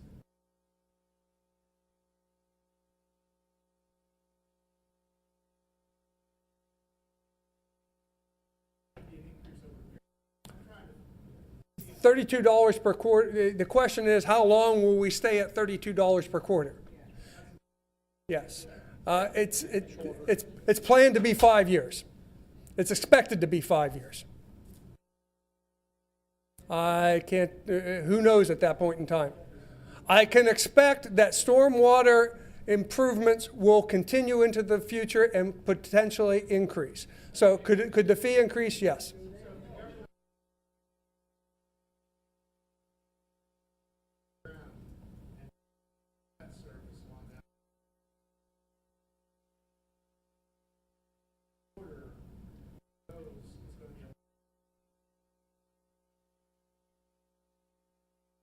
Correct. But we have a list of projects for 2020 and 2021 already in place. No, we haven't given. No, we don't have. We don't have them all up there at this point. No. No, I don't believe what we'll get. What I'm saying is, we believe, and I'll let Keith address this because they did the long-term planning. We believe the number of $32 a quarter to be good for a 5-year period. Yeah, let me jump in there. Okay. So, well, nobody knows what's going to happen in regulation. But let's say regulation doesn't change any going forward from where it is right now. Then it'll be the first time in my career that it didn't change. But if it doesn't change, we're going to be 5, 6, 7, 8 years in dealing with capital, and then we've got debt for a while after that. But the 32 would be enough for a long time under that scenario. And I've helped some jurisdictions in the early 90s set up drainage fees that have never gone up since. And I've worked places where the fees have gone up a lot in 20 years, but it's always because something big changed. So The only thing we can tell you is unless something radical changes, 32 is good for 5 years. And after that, it depends entirely on the regulatory construct. We're talking about how much it rained this year. There are a lot of variables that might play into it, but we tried to take the longest term view that was reasonable. For us to try to imagine what might be true more than 5 is hard, and that's why we did 5.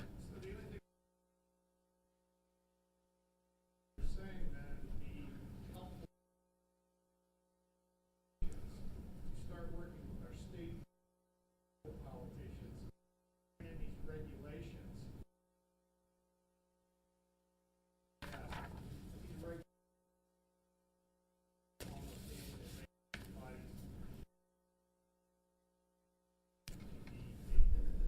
So what would be helpful for the residents of this township, what we do in the next 5 years, that somebody can start working at the higher levels for regulations that are written by the All right. I'd just like to add, Lower Paxton Township has done that. The Paxton Creek TMDL initially came out in 2007, 2008, and it contained a limit on phosphorus as well as sediment. The limit on phosphorus was technically impossible to achieve with treatment, and you can't treat stormwater to begin with unless you create one huge treatment plant. Lower Paxton Township litigated that. We litigated that in conjunction with local builders, developers, and realtors, including going to EPA in Washington to address the issue. The Board of Supervisors here has been very active in regard to the regulatory requirements that have been imposed upon it, but at the same time, there becomes a point in time when you have to stop litigating and stop trying to change the system and start implementing a plan, which is where we are today. We do.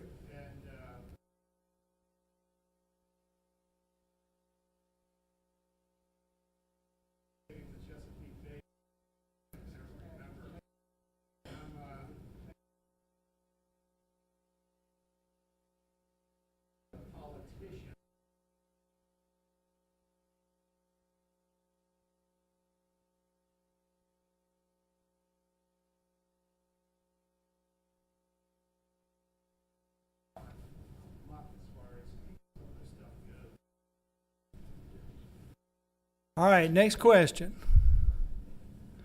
Yes, ma'am, in the back.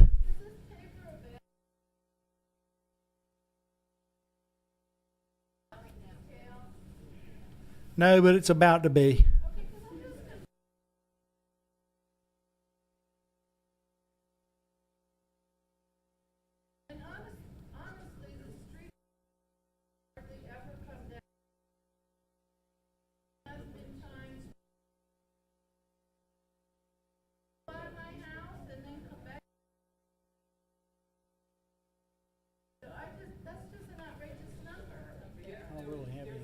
Okay.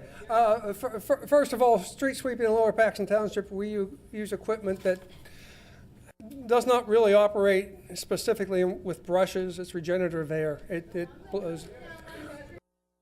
They do have brushes. They also work with regenerative air. Lower Paxton Township has over 200 miles of road. That would be 400 lane miles of sweeping. We do that with 2 street sweepers. We begin sweeping in April of each year, and we will sweep streets through to snowfall. I understand, sir. I'm saying, when the Joy rides down my street, and he can clean the street, and he don't. He can go down the street like he's Joy riding. I'm spending the money. I mean, those are my tax dollars. I don't understand what you're saying. I'm out every Friday, every day I walk my dog. Every Friday for the last months, he's coming straight down. Not one time, his brushes down. Out of months.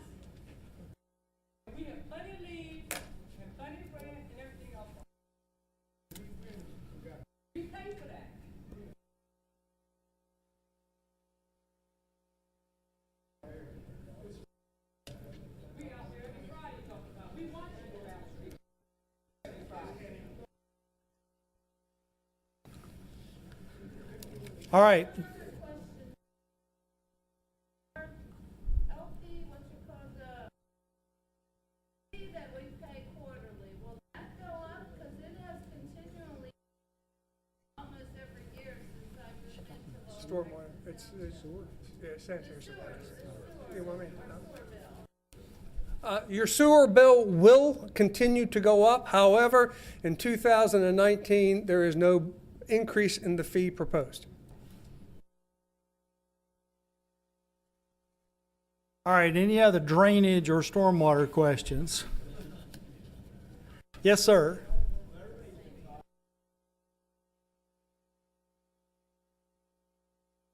I understand the benefit today, but what is there any benefit of this? How are the meeting better? No, it's not a question entirely that we can get out. But just to help us, we've talked about the cost and how the cost is. How is this going to make us meet? Well, there are a couple of things that I can say about that, and Mr. Wolf might have a different or expansive point of view. The biggest one is that what I've seen is that regulations have gotten stiffer over the years. Under any federal administration, Democratic or Republican, water quality and water pollution laws have tended to get stiffer and stiffer. And Mr. Wolf mentioned that the first version of the Paxton Creek TMDL had a requirement to reduce phosphorus in the creek. And I've seen phosphorus requirements in a lot of jurisdictions where we work. Phosphorus is a thing that's really hard to get out of water once it's in water. And it comes from fertilizer, but a lot of other places too. So the township was proactive and got that taken out through litigation. The biggest benefit to the community of these actions is that you would be in compliance with the rule and not get further sanctions from the feds. And so the township, under a consent decree to do something, which basically says the courts have mandated that we do something, tends to be a more expensive, knee-jerk kind of reactive response to a sudden input that says you're going to do something right now or wish you had. So I think trying to comply with the rule along the way ends up being cheaper.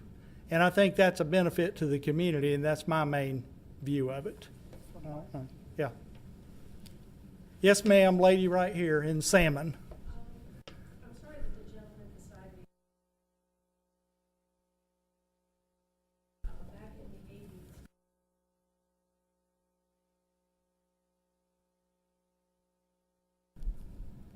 Started taking sick.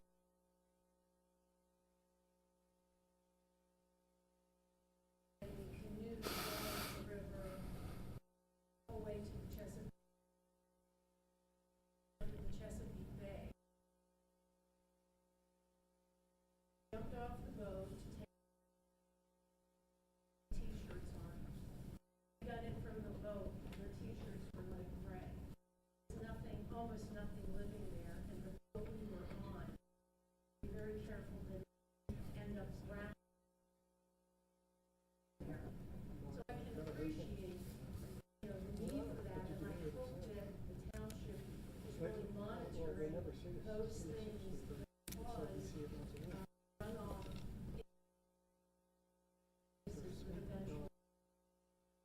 It is part of have grandchildren. I'm sure there are do have grandchildren and want to have a safe place for them to grow up and live in. Okay, thanks.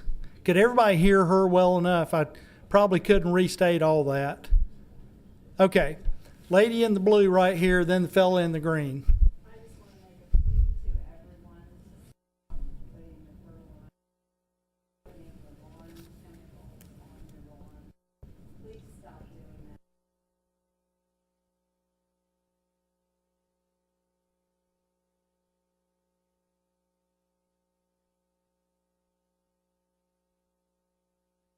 be.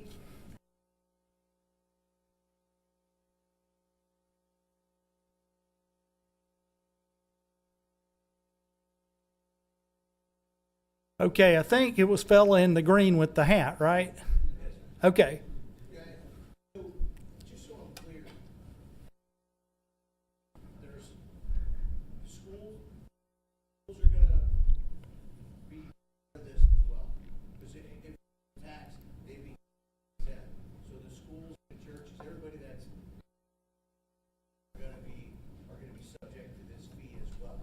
And that's based on whatever, like Central Dauphin School District, any church or anything like that. So everybody's tax exempt. So correct me if I'm wrong, but what I hear is that we potentially could be hit 3 times. We could be hit on our residential, the $32. That seems palatable to me. But then Central Dauphin's looking at, they got a lot of asphalt and roof coverage. So to cover their part, they're gonna raise our taxes. Because then, the other part that I hear you say is that the church measured to one church, because there was a lot of yellow in that slot. So there wasn't a lot of trees, a lot of yellow. So that in turn means a lot of hard surface. So now if that's my church, so now I'm gonna be, gonna be hit with another, in essence. So I could be hit 3 times just for fun. Well, you didn't hear me say that, but I will say, if we charge a bill to everyone in the township, everyone has to find the money somewhere. So if you shop at the Staples, which is at the mall, yeah. Well, I wasn't trying to hide it. You can tax fund it or you can fee fund it. And if you fee fund it, just ask yourself who pays for electricity and who gets it free. And everybody who gets electricity free is nobody. And so under a fee, it would be charged to everybody, and every one of those people has to find the money somewhere, whether it's a fixed income retiree in a house or a commercial activity. And so I'm with you. It's a zero-sum game. The township needs $3.8 million average for the next 5 years. And every way that they try to get that money, everybody is affected. You're right. They are. Next question.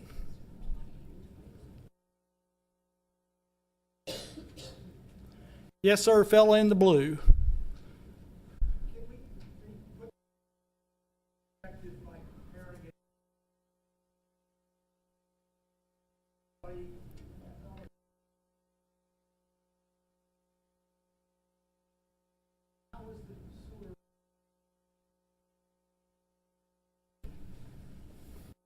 I'm not the sewer guy.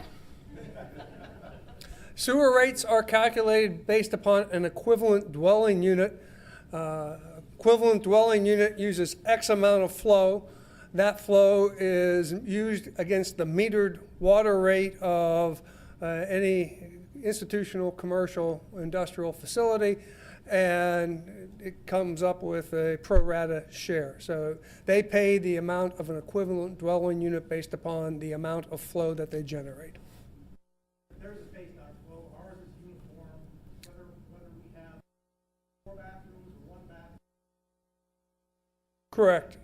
That's an important. That sounds similar. Yes. Mr. Murphy indicated that the sanitary sewer rate is a flat rate for residential units. Doesn't matter if you're a single person living in a house by yourself or if you have 10 people living in your house. You all pay the same $153 a quarter. Other questions? I'm not seeing any, which means that we're almost 2 hours into this. It's probably a good time to end for the evening. Anybody that is interested in doing this again tomorrow night is more than welcome to come back. 7 o'clock tomorrow night. The meeting will also be televised, and we appreciate your time and comments this evening. Thank you very much.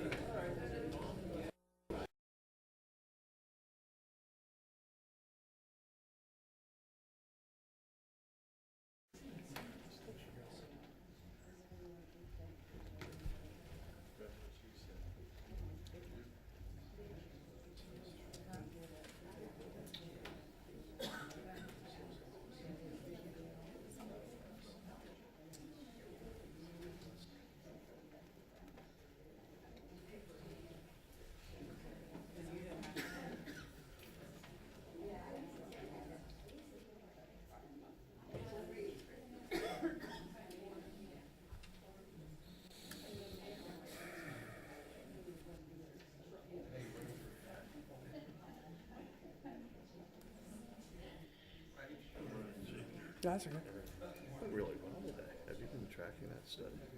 Yeah, They're doing a really good job. they are. And that was like 2.5 years. But hopefully people appreciate all the legwork they were putting. Eric was very candid. It was good. He had switched his position on Continental. He does not think it should be connected. Oh, wow.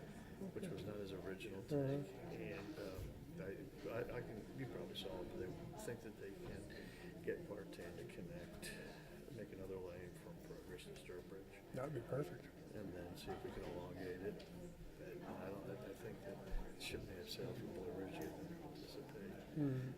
But very cooperative, and then, of course, after my stand over, That's Steinmeier. it's the same speech on the Riverdale thing. And you know what? Norman had a Norman can break. I think that should be approved first.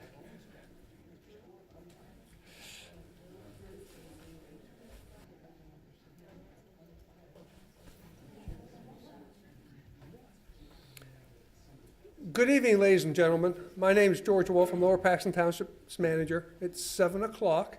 It's time to start. This is a stormwater public meeting. We had one of these last night. We're having another one this evening. We welcome you, and our purpose for being here tonight is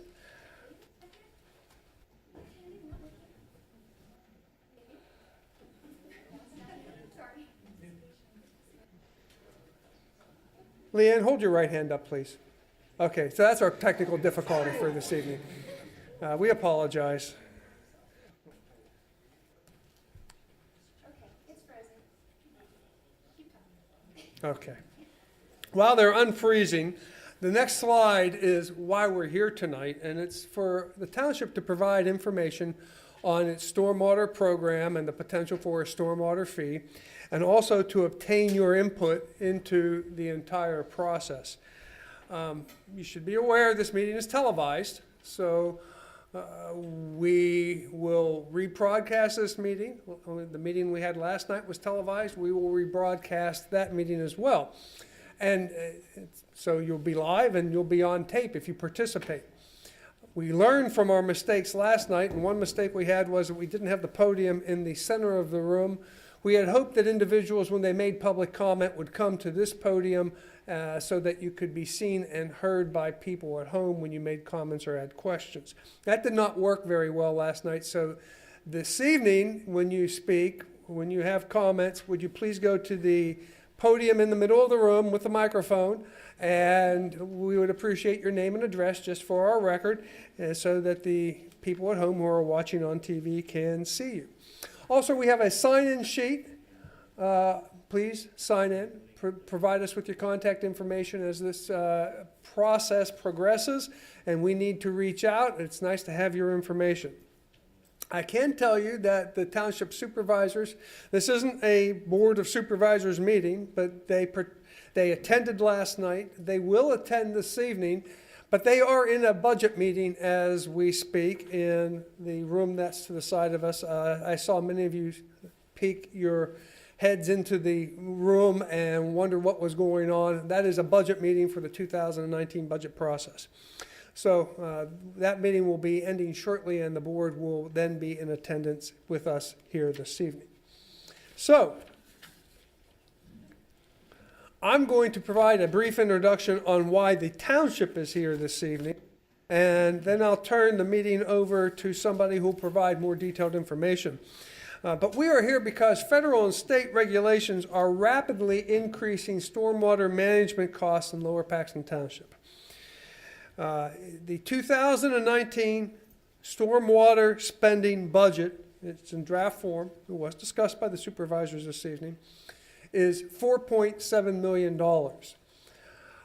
If you go back 5 or 6 years, our annual spending on stormwater was $250,000 to $300,000. Because of federal and state mandates, our costs for maintenance of stormwater and addressing water quality provisions have increased dramatically. As a result, we're talking about the potential of a stormwater fee. That fee will be added to sanitary sewer bills and billed quarterly. Now, we'll talk some tonight and we'll refer to acronyms that are used in this industry.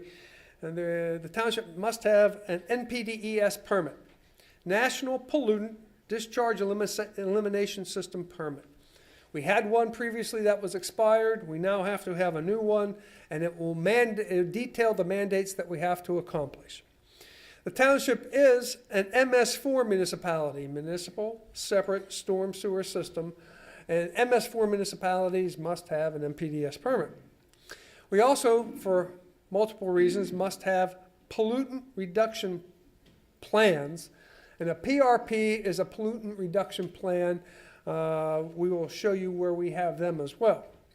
And then we have to address total maximum daily loads for an impaired waterway.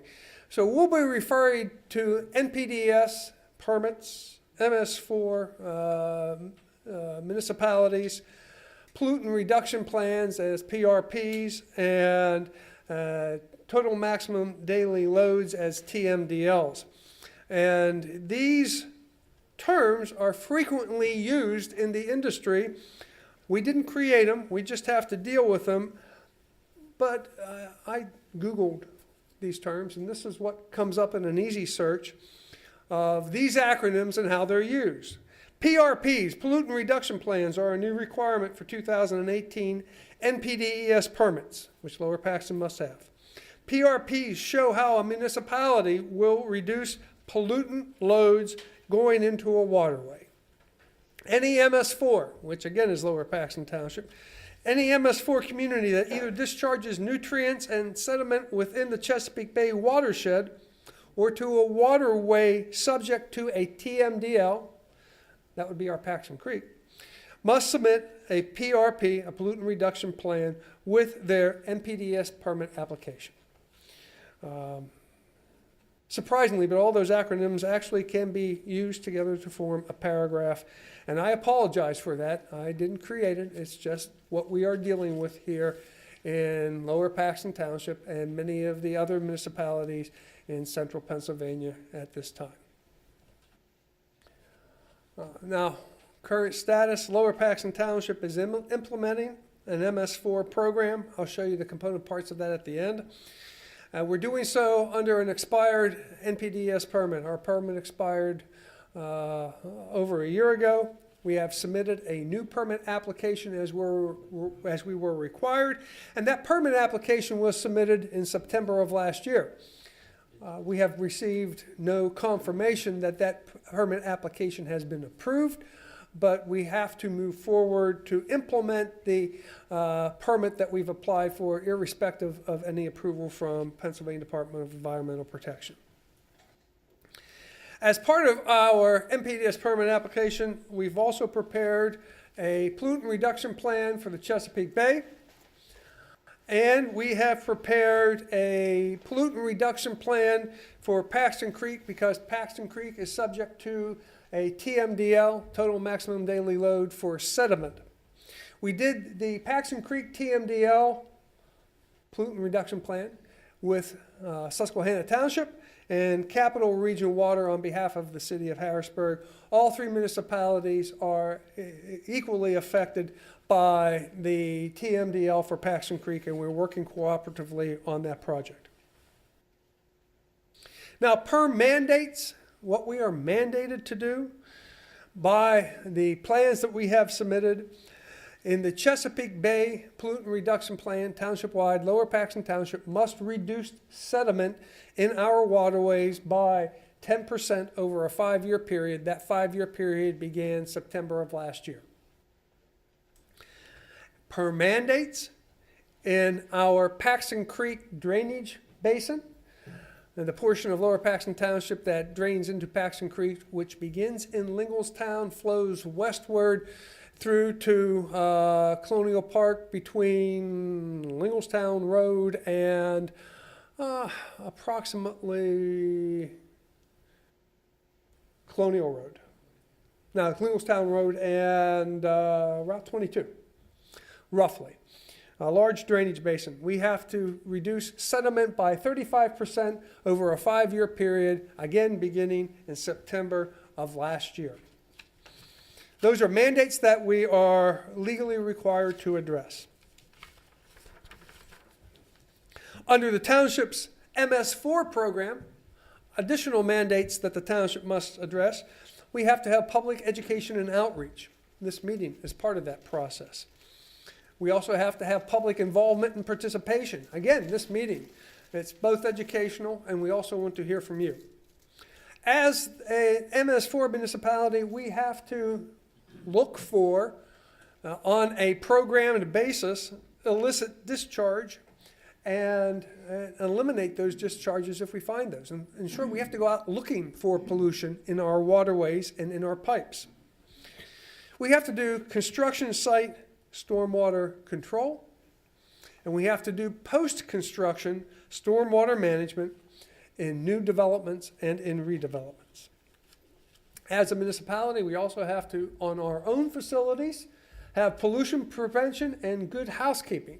And we have invested significantly in our, for instance, our Public Works building, which has a new addition. It has new and up-to-date stormwater management facilities, and then it also has a very expensive heavy equipment and truck wash facilities so that when our equipment goes out on the road, we do not spread mud and or other contaminants onto the roadways, which would get into our stormwater systems. Before we go to the last slide, I would like to go to our website briefly.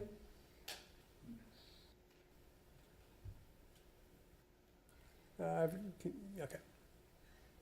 On our homepage of the Lower Paxton Township website, if you scroll down to the bottom, you will find a stormwater fee, little postcard type thing that says fee may be coming in 2019. If you click on the image, you get significant information on the proposed stormwater fee and what we are doing. And this site is going to be updated frequently as we move through the process. Should you like to keep abreast of what we are doing and how we are doing it, please go to the website. We would love to have you use the resource that we are putting together. Now, finally, my introduction is done. Again, I welcome you here this evening. How we got to this point and what we are looking to do financially, we have done through the assistance of Raftellus Financial Consultants. Representing Raftellus this evening is Keith Redling. He's an engineer and he's the Executive Vice President. And project manager for this project is Jennifer Fitz. We welcome both this evening, and Keith, I'll turn the meeting over to you. Thank you.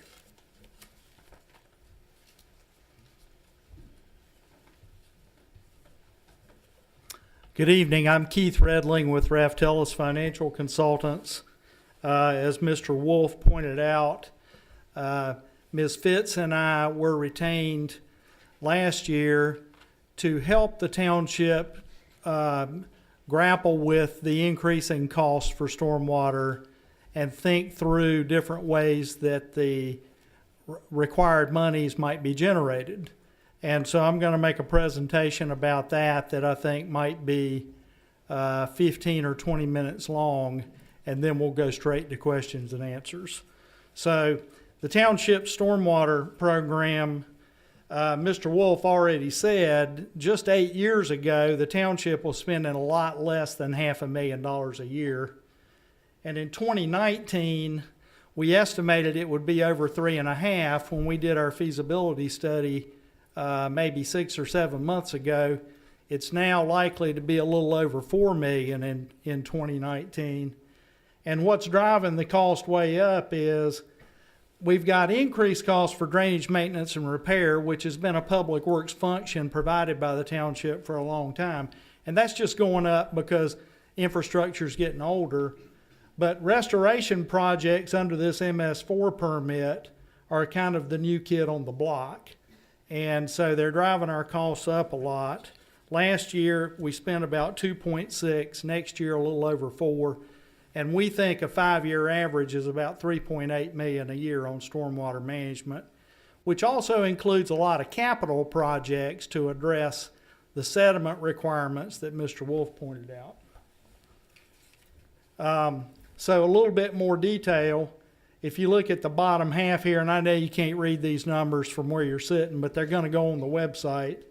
lots and lots of capital projects that are all about sediment control for the Paxton Creek requirements, and $1.5 million for storm sewers and drains, along with some other pieces.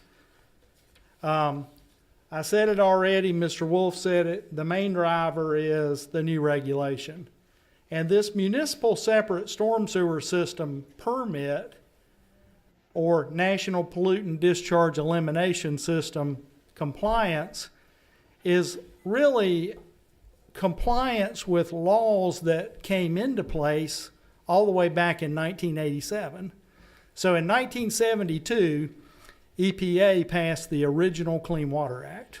And the original Clean Water Act was about regulating wastewater discharges. So it was about sewage treatment plants and how much pollution could be in treated wastewater that was discharged into what was called waters of the state, receiving streams where wastewater plants discharge treated effluent. And a lot of streams had gotten in poor condition, and there were fish kills, and there was a loss of microscopic life in a lot of these streams because of pollution from wastewater plants. The Clean Water Act came out in 1972, and it was pretty successful in causing wastewater plants to up their game on how much the sewage got treated before it was discharged into public water.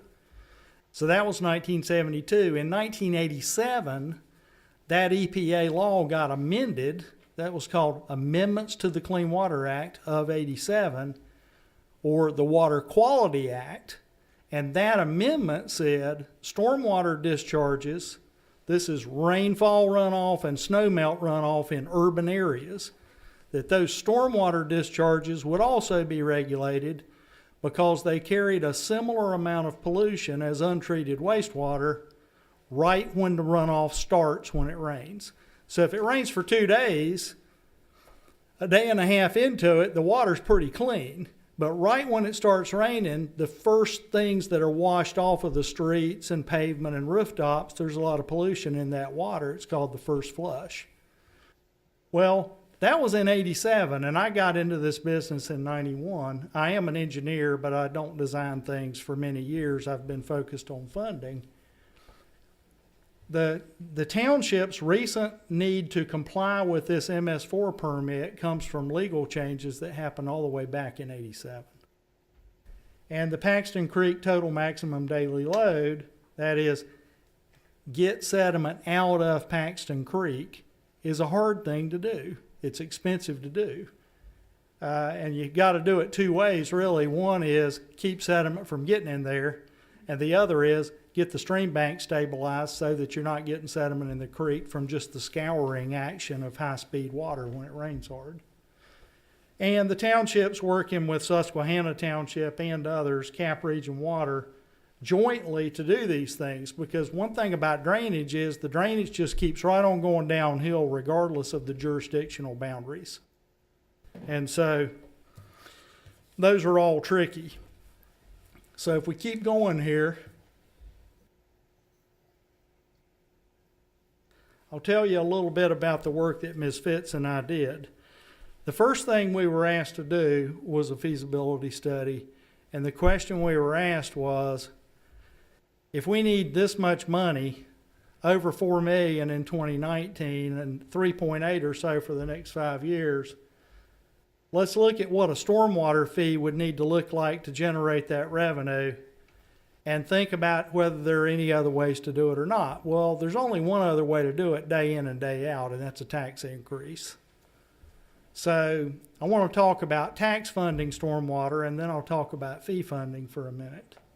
Tax funding stormwater, people are familiar with taxes. And so they're based on the taxable value of your property. If you own something that has a high tax value, then you are a big funder of anything tax funded in the township. And if you own something that does not have any tax value or is tax exempt, then you're not a tax funder of things. So ad valorem taxes don't apply to tax exempt like schools, churches, the post office, the courthouse, any tax exempt activities. And so our increasing revenue requirements for stormwater could certainly be generated with a tax increase. People who pay taxes would be charged more. Stormwater fees are a little bit different. They're more like electricity or gas or water and sewer. And those are rate-funded activities that are based on demand. So when you get your power bill, you're paying for how much power you used, which is another way of saying how much demand you placed on the power company to provide power to you. And you might be billed in a metered situation, and you've probably got an electric meter. Some utilities are billed flat rate for certain customer classes, like sewer is here for single-family homes, a flat charge. But it's still a utility or a fee, not a tax. So churches and schools and the courthouse pay for sewer. They pay for electricity. Under a stormwater fee, the stormwater fees, and there are a couple thousand communities in the U.S. that have stormwater fees now, all for the same reason the township is looking at it, and that is the costs are going up, and they had to make a choice, and they made a choice for a fee. You can tell I'm not from down the street. I'm from North Carolina with this accent. I hope you can tell. And North Carolina has been fee funding stormwater for a long time, which is probably one reason we got hired. There are 70 communities in North Carolina that have these stormwater fees. And there are 8 or 10 in Pennsylvania now, but not anywhere near 70 yet. And it's just because the rules that came out of the Water Quality Act in '87 started to apply in the South quicker than they did here. Not everything happens that way, but these rules have rolled out at different rates in different parts of the country. So a stormwater fee is not based on the tax value of your property. It's based on how much runoff your property is likely to generate when it rains. And that's the hard surface area on your property. So and that's called impervious area. And the reason that stormwater fees are based on impervious area is that when it rains, impervious area is where most of the runoff comes from a piece of land. So if you had an acre of woods or even an acre of grass, if it doesn't rain too hard for too long, just about all the water that falls on your land will end up soaking into the ground. And once you pave it or you put rooftop on it, when it starts raining, you get runoff pretty quick. So the total amount of runoff that comes off of developed land or impervious area is a lot more than it is off of undeveloped raw land. Total runoff, and the rate of the runoff is also a lot higher. That is the flow rate. And so because the flow rate that runs off and the total volume of flow that comes from land are driving the need for drainage maintenance, for keeping sediment out of lower Paxton, for doing all of these different things that the township does, impervious area is tied pretty close to the drivers for the cost that the township faces, and it's considered in kind of the legal sense as a surrogate for demand. That is to say, we can't meter stormwater runoff, but we can say, if Ms. Fitz has twice as much hard surface area on her lot as I do on mine, all other things being equal, she's generating about twice as much runoff as I am. And under a stormwater fee, she might pay twice as much as I would toward the needed revenue. So it's tied to cost drivers, and just like other utilities, sewer, electric, it would include all the non-taxable properties in the township too. So that's how it's different. So we studied on that, and I recommended a fee instead of a tax increase. And we delivered a report to the Board of Supervisors, and they pondered it, and we made a couple of presentations then. And in April of this year, we were asked to calculate what the fee would need to be.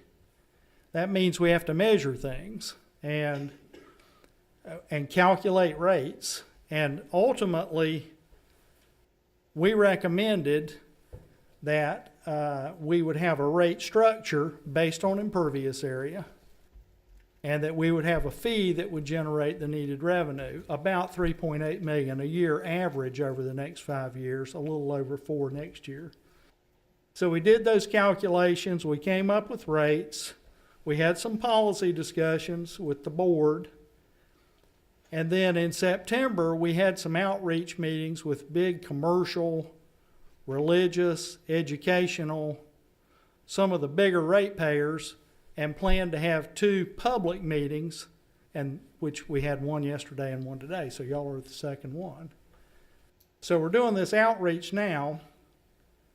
The sewer authority would run the stormwater fee, and so if this fee goes into place, the sewer authority would vote to adopt budget and rates in the next 60 days or so, and then bills would go out in July of 2019 on your sewer bill. And they would be in arrears, so the program would go into place April 1st of 19. So when you got your sewer bill in July, you get billed for a quarter of sewer, you get billed for a quarter of stormwater too. And I'm going to talk about the rates here in just a second. So what we did is we measured the hard surface area on all of the non-residential properties. And that's what you see in yellow here is measured hard surface area from parking lots, rooftops, sidewalks, walkways, everything on a parcel of land that was not considered single family. And the reason we didn't measure it on all the single family is there's 15,000 parcels in the township that have a single family home or a duplex or a triplex or a quadruplex on a lot. And our recommended rate structure recommends to charge those properties a flat rate, just like sewer works. That'll save the township money in managing the measured data, and I'll go into a little bit more detail on that in just a minute. So, residential rates we pondered on policy, I recommended a flat rate. We also looked at rate structure, and we recommended a rate structure based on impervious area.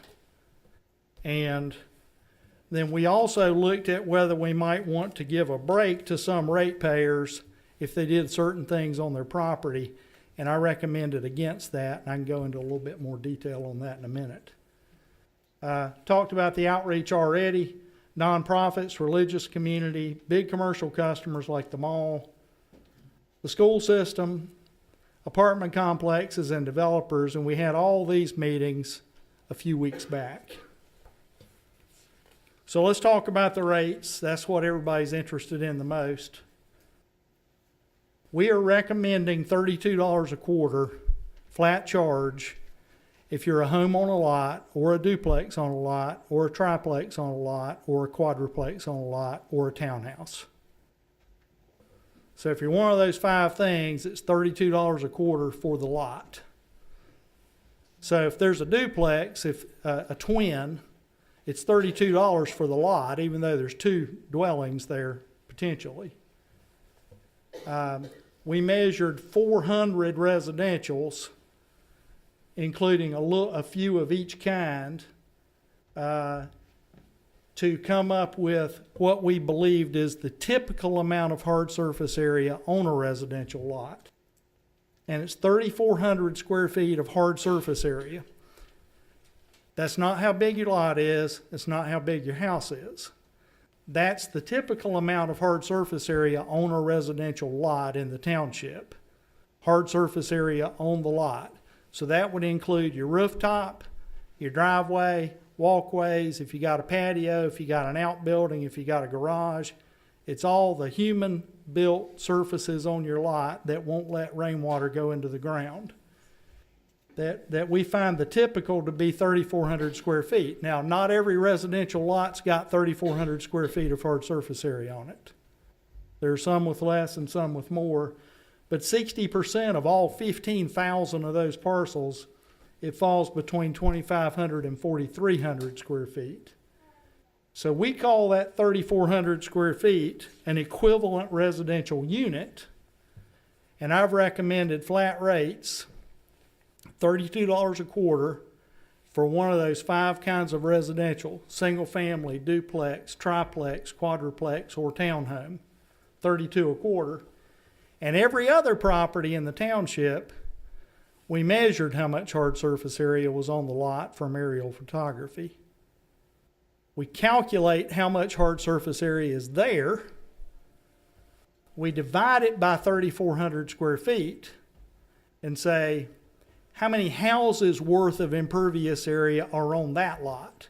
Or how many residential units of impervious area are on that lot? So if you had a commercial, let's go back for 1 sec. So if you had a commercial property that had 34,000 square feet of hard surface area on it, that's about 3/4 of an acre. That's 10 times the 3,400 square feet found on a typical residential lot, and the bill would be 10 times as much. So instead of 32 a quarter, it would be 320 a quarter. Now we'll jump to right here. So my recommended rate's $32 a quarter. Here's 3 houses. They're all different. They'd all be billed $32. If you had a townhome, that would be billed $32. If you had a triplex, that would be billed $32 for the lot, not for each of the 3 front doors. Every other property we measured. So let's look at a few of these. This is an aerial photo. The bright yellow is what we measured the hard surface area to be. You can see driveway, parking, sidewalks, and rooftops on here. This is Harrisburg Church of Christ on Old Locust Lane. We measured 21,028 square feet of hard surface area. We divide that by the amount of impervious area found on a typical residential lot. It's 3,400. We get 7. Then we say, this church has the same amount of hard surface area as 7 homes do. We should charge it 7 times what we charge a home. And 7 times 32 a quarter is $224 a quarter. So that would be the bill for this church. This is the Dunkin' Donuts on Lingelstown Road. The middle parcel here, you see the bright yellow. If you're close enough and your eyes are good enough, you can see the building in the middle and the parking around the perimeter. You can see we measured all that, bright yellow. You can see landscaping, and we didn't measure the landscape island where the bushes are around the building and also to the east of the building. We measured it. We got 29,910 square feet of hard surface area. We divide that by 3,400, which is how much hard surface area is on a typical residential lot. Then we say there's 9 times as much hard surface area on the Dunkin' Donuts lot as there is on a residential lot in average. We should bill them 9 times 32 a quarter. It's $288 a quarter. Apartment complexes are not considered a flat rate residential because it's all this on one lot. This is 12 Trees Apartments off of Union Deposit Road. Almost 300,000 square feet of hard surface area. You can see where we measured everything all the way down to the sidewalks going from the parking to the front doors. There's as much hard surface area on that complex as found on 82 houses in this township. The bill would be 82 times the 32 a quarter, and that's $2,624 a quarter. And then this is the big shopping center right there at Union Deposit that's got the Staples and the Panera in it. You all know it. There's as much hard surface area there as there is on 283 residential lots. And their bill would be $9,056 a quarter.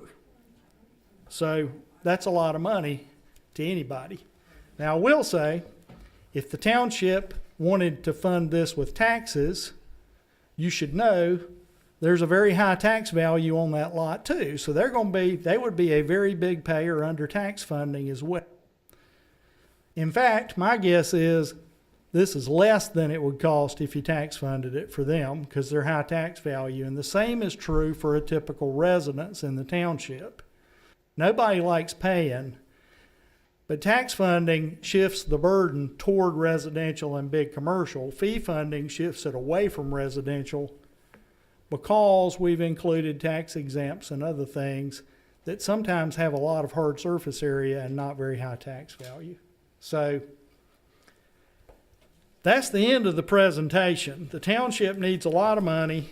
There's only two ways to get it. It's tax or fee. We recommended fee.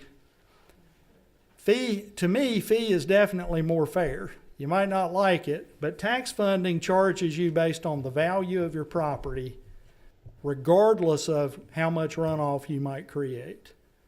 Fee funding charges bigger impervious surfaces more money. That's where the water comes from. That's where the sediment comes from. That's where the velocity comes from. And those are the main things that are driving these costs up. So I think we're ready to do questions. And where there are questions that are more about the fee and things like that, I'm probably the right guy to answer them. And where there are questions more about policy and governance, I think our manager's the right guy. And so, we ready?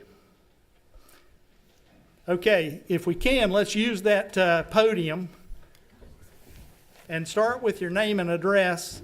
Give me a question and I'll do my best to answer it. Stand in line. You go ahead first.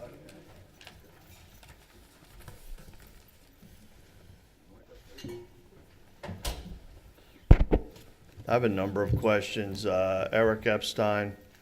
I want to wait. Norm, Gary, is anybody else coming from the supervisors? Norman's coming.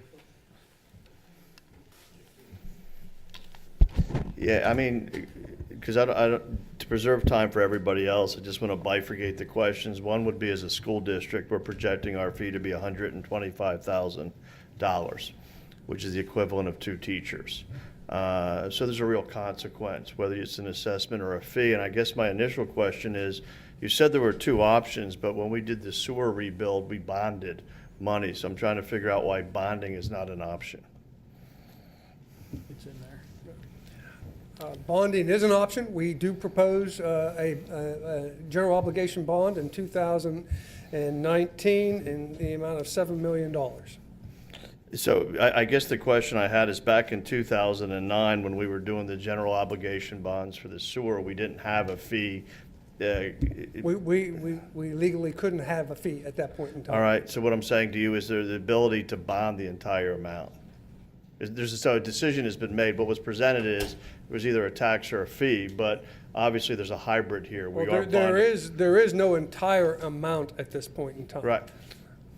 Which leads me to the other question, is that you don't have to do just one general obligation bond. You can continue to bond to pay for this. Correct. That's what I'm trying to figure out, because what was presented, there was only 2. The budget for 2019 includes a $500,000 tax revenue anticipation loan, because the fee, when it's established by the authority, will begin 1/1 of 19, but there will be no revenue until 7/1/19.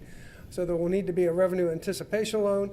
There's also a projected borrowing next year of $7 million, and the debt service is included in the budget, taking next year's budget to approximately $4.7 million. Maybe the question, George, I'm asking is, could you fund this project through a bond? I just said. Yes. It is being bonded, yes. All right. There will be debt service issued by the township for this. Then the other issue is, because there's going to be a fee or a tax assessed as well, and is there a sunset attributed to that? Because I've never heard of a No. tax. So basically, this tax will continue indefinitely. It's a fee, it's not a tax, and it will continue as long as the township's obligations to maintain a stormwater system under an NPDES permit, including doing pollution reduction plans to reduce sediment to impaired waterways. As long as those mandates continue, the fee will continue. No, it's actually, the question is, once the mandates go, what action do you have to take so that you're no longer assessing a tax or a fee? As soon as debt is retired, the function of the authority can be retired as well. Will there be a stormwater authority? No, there will be, this will be a duty assigned to the township's general authority. Who made that decision not to have a stormwater? The Board of Supervisors. Okay, so is that option still in play or is it off the table? What option? Stormwater authority, I mean, The authority, the Lower Paxton Township Authority, a general authority, which can perform multiple functions, will be added to this function. all right, so basically you're saying there won't be a separate stormwater authority, but that ability can be folded under the authority as it now exists? Correct. Okay, thank you. I guess the question I had, I think was answered before, is that there's no incentive to minimize stormwater runoff. In other words, we're not incentivizing. That gets back to Keith. Yeah, well, if you wanted to, it's your, however you want to do it. I mean, I guess one of the questions I had, whether it was going to be a rain garden or incentivizing people to go business campus or do something of that nature, you're basically saying that you do not want to build in an incentive to reduce the rates. Well, here's what I'm actually saying, is that the township's revenue requirements are in the near term unaffected by the behavior of ratepayers on their property. In the long run, that could change. Yeah, But I as guess- we, but let if me you're- finish, please. But over the next 5 years, where we forecast out 3.8 million a year in need, we don't see where the township's need to provide service could be reduced by the actions of a ratepayer.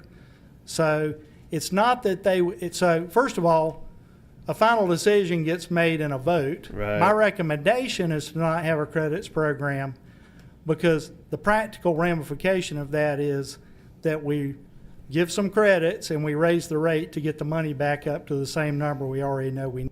Let me rephrase the question. I think part of what you want to do is encourage behaviors that decrease the amount of stormwater runoff. And that's what I'm asking is, you are looking at raising the revenue. I'm looking at not only raising the revenue, but trying to instill behaviors in the community that reduces the amount of runoff. I understand. All right, so what I'm saying to you is, how do we capture both concepts? Well, part of the way that we capture what you're talking about is removal of impervious area would result in the immediate reduction in the fee on any lot.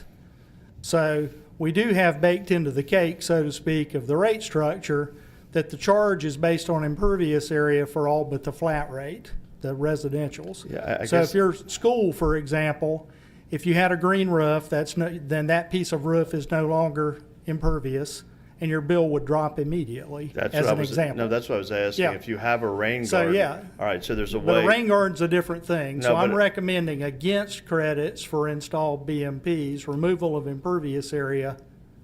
At this time, or? That's correct. All right, but you're Yeah. saying at some point, you're basically saying the only way to get to that point is to remove the impervious area. Right now, if the Board of Supervisors and the Sewer Authority goes forward with a budget and the rates that we've recommended, then our rate structure does not include incentives for things like rain gardens. No, That's right. I just disagree with the recommendation, but I understand what we're coming at. I have just two other questions. One would be, and we have it built in for tax collection for the school district, Act 51.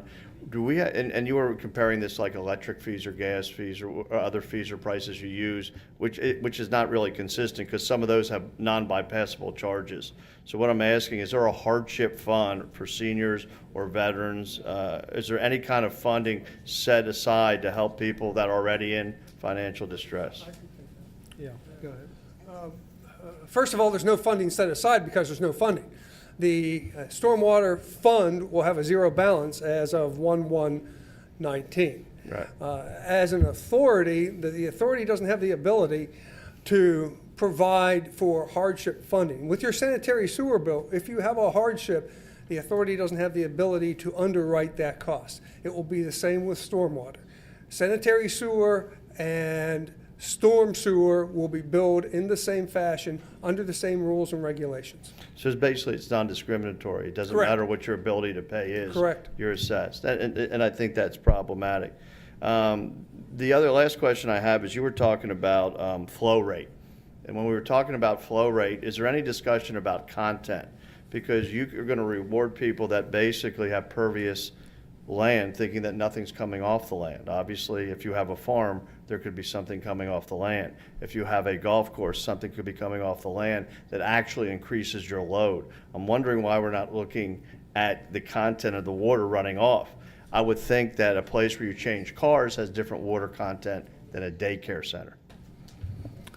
So qualitatively, most people would say that the amount of pollution in stormwater runoff from a highly industrial spot would probably be more than the amount of pollution coming from, say, a more occasionally used hard surface area like a church parking lot or whatever. And in many cases that's true, but the measurement, but it's not true in all cases. So for example, you gave the case of an automobile maintenance facility. Well, some probably have a lot of oil and grease in their runoff if they're parking cars in the outdoors that have leaks. Others may have very little of that kind of runoff by virtue of the type of work they do or where they keep cars overnight inside garage bays. The biggest study that was ever done to try to correlate land use to pollution, which is the core of your question, was called the Nationwide Urban Runoff Study. And it was about 20 years ago now. And what that study found So would you was... say 20 years ago? Yeah, it was. And it was a federal study, and a friend of mine was one of the data managers for it. He's now retired. The strong and only strong conclusion that study found was the correlation to impervious surface. So I don't disagree with your sense qualitatively, but with several thousand of these stormwater fees around the country now, they tend to be based on hard surface area. They tend not to try to assess lower and higher rates by land use, but instead they are based on hard surface area. I understand, but 20 years is a long time, and I think the quality and content of the water that's running off leads directly to some of the issue we have with sediment and contaminants. I don't know how we capture it. I really don't, but I'm not sold on a study that's 20 years old, and I know it's kind of a cookie cutter approach. It'd be difficult to assess every property. The last question I have, are there drought exemptions? In other words, if it's not raining, we're still paying the stormwater fee, correct? That's correct. Okay. Thank you. Yeah. Excellent, excellent. Good evening. My name is Frida Banks, Freda, Banks, and I reside at 514 Ryan Drive, Harrisburg, PA 17112.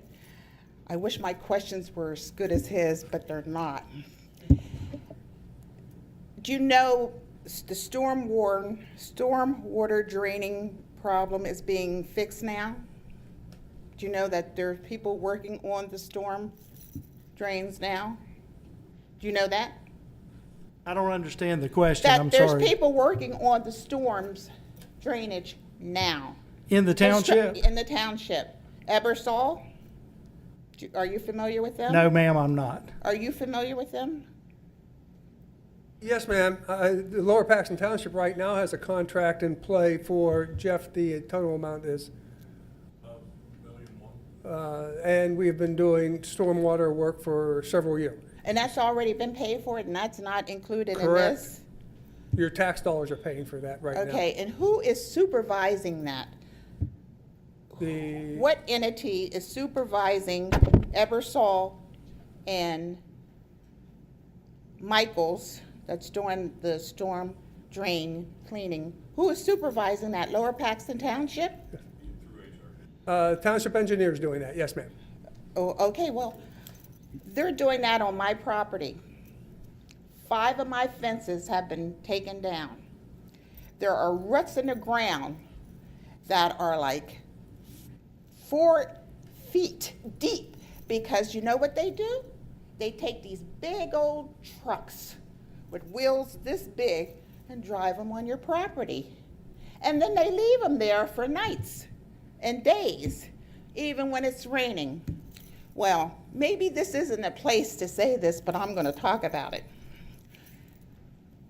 Ebersol and Michaels have been doing this job since June it started. It is the end of October, and it is still not completed. And what they say is, it's been raining. They can't do anything in the rain. I've cut my grass. Everybody else has cut their grass. They find time to cut their grass when it's not raining. But this has been going on June, July, August, September, and now it's October, and it's still not finished. I have talked to Jeff Klein and not all of you guys are familiar with him. And 5 parts of my fences have been removed. They're wooden fences. They're 6-foot fences. Nobody I can find who's going to put them back up. Who's going to repair my fences? Okay, not me. I'm not going to repair my fence. Ma'am, if we took your fences down for the project, we will put your fences back up. Who is we? Lower Paxton Township. Okay, I have your word on that. You do. Very good, because it looks a mess. I have a dog. I can't even put my dog out because of this mess that's in my yard. Across the street from my yard, Claremont Avenue, it is really bad. Somebody from Lower Paxton Township needs to go around and check on these Ebersol and Michaels. One day I was standing there watching them. This is Ebersol. They were standing there cussing out each other. You're not supposed to do this, and blind using profanity and all this. I hadn't seen them since then for 2 weeks after that. They never showed back up to do the job. And it didn't rain straight 2 weeks. I am really unhappy about the situation that's going on with Ebersol and Michaels. Somebody really needs to look into these companies. And these companies, if you've paid them already, well, they have no incentive. Well, they haven't been paid already. They have not been paid. No, they don't get paid until work's completed. But at this point in time, obviously, you have a specific situation. I do. We will address it. And we have your contact information. And I'm leaving this information for you. Please do. Letters that I wrote to Jeff Klein. Secondly, you said the federal government and the state government is mandating this. Correct. Are they providing any income or help to fund this project? Financially, right now, no. Yes. Right now. Is it a possibility? Grant funding is available. Lower Paxton Township has applied. At this point in time, we have yet to be successful. Okay, I have one more question here. Is this the only way we have to get money is to tax your constituents? Tax. That's all we ever do. First of all, it's a fee. It's a fee. But whether you say it's a fee or a tax, it's money from everybody in this room. Lower Paxton Township does not have the ability, and I said this last night, we can't print money. We don't have the ability to raise revenue any other way other than taxes or fees. It's a cost that we have to legally address. I know of no other way. Certainly the township will apply for grant funds when programs are available. Many municipalities are applying for those same grant funds because they're in the same situation that we are. Grant funding is very competitive and there's very limited funds available. In short, I know of no other way to get the necessary revenue to do what is required other than the citizens of Lower Paxton Township, in some fashion, a fee or a tax, ultimately paying the bill. Okay, well, I really don't like it. Understand. Because $32 a quarter is quite a bit of money when you're on a fixed income. You know what I mean? I And at understand. 128, what's going to end up to be $640 after a 5-year period. Well, we know after that 5-year period, it's going to be another 5-year period, another. There's nobody saying that this goes away in 5 years. Please understand that our financial modeling is for 5 years. It's not going to go away after that. It's never going to go away, is it? The likelihood. Because there's always going to be I sediment. don't want to say never, but I'm not going to give you, it's not 5 years, not 10 years, if we issue debt for improvements, our debt typically runs 25 years. Debt's proposed next year in the amount of $7 million. That debt will run for 25 years from 2019. So I can tell you this will continue for at least 25 years. Okay, well, we got to find another way, Lower Paxton Township, to do things in our house. We have bought lottery tickets. It hasn't worked. Keep on buying them, it helps the senior citizens, but we do have to look at other ways of us not being taxed out of our homes or taxed out of this township. Thank you.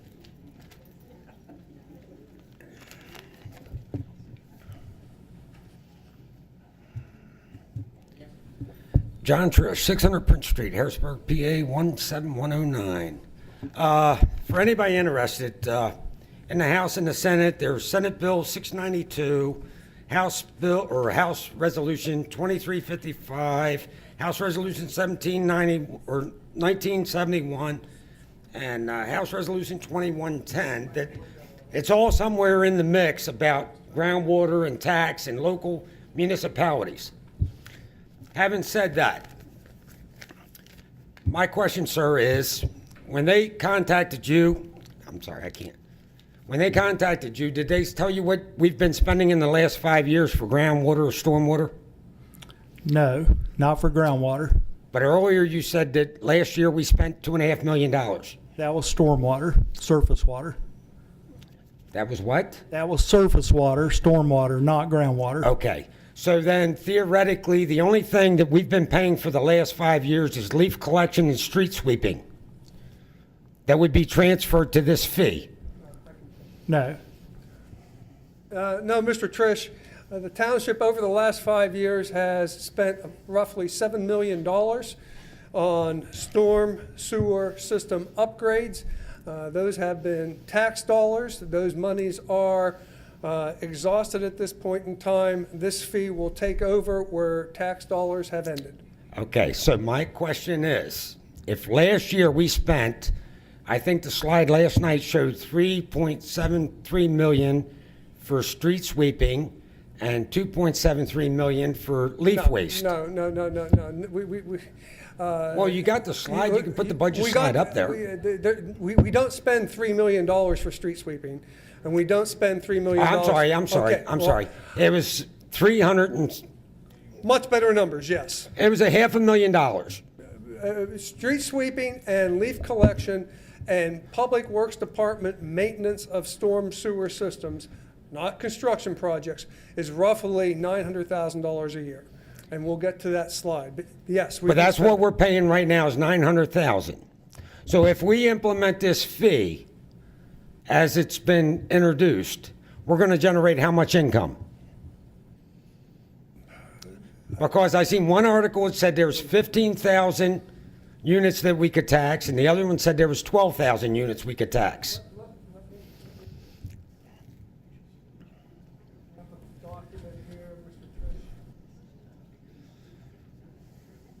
There are 15,000 residential units in the township. There's 32,500 equivalent residential units of impervious surface in the township. How much revenue will be generated in 2019 by the fee is $2,094,000.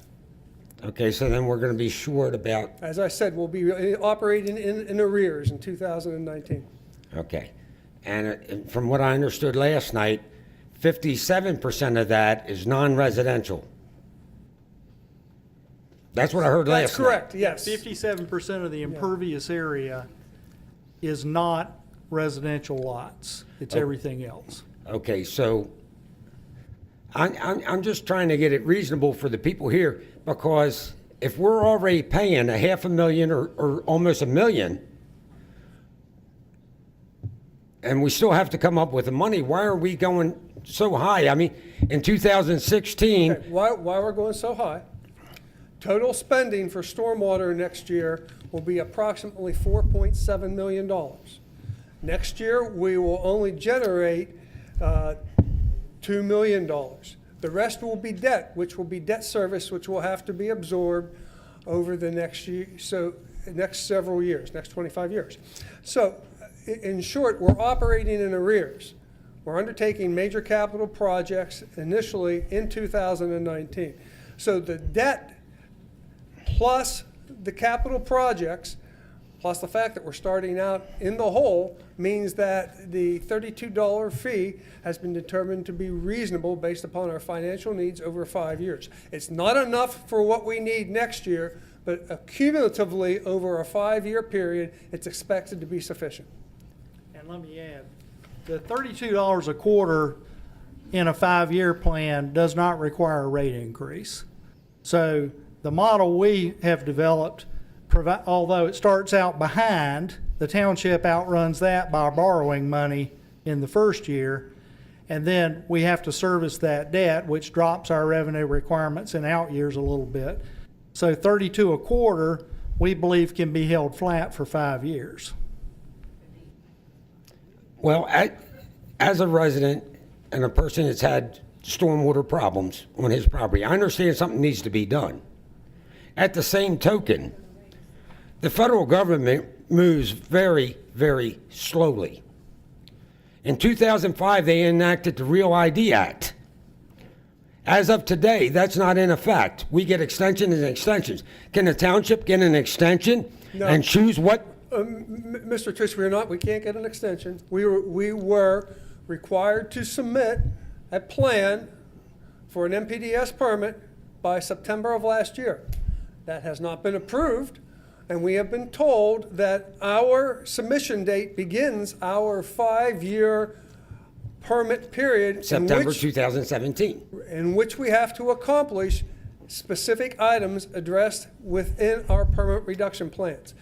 Irrespective of the approval of our MPDS permit, we have been told by state and federal officials that when we are inspected in the future as part of this permit round, we need to have improvements in the ground.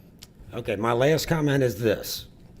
Early in the presentation, the gentleman stated that if some young lady had double the impervious coverage of a person with single, that person would pay double.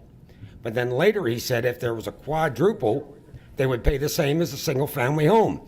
Why would somebody with 3,400 square feet pay the same amount with somebody with 7,500 square feet or 75,000 square feet?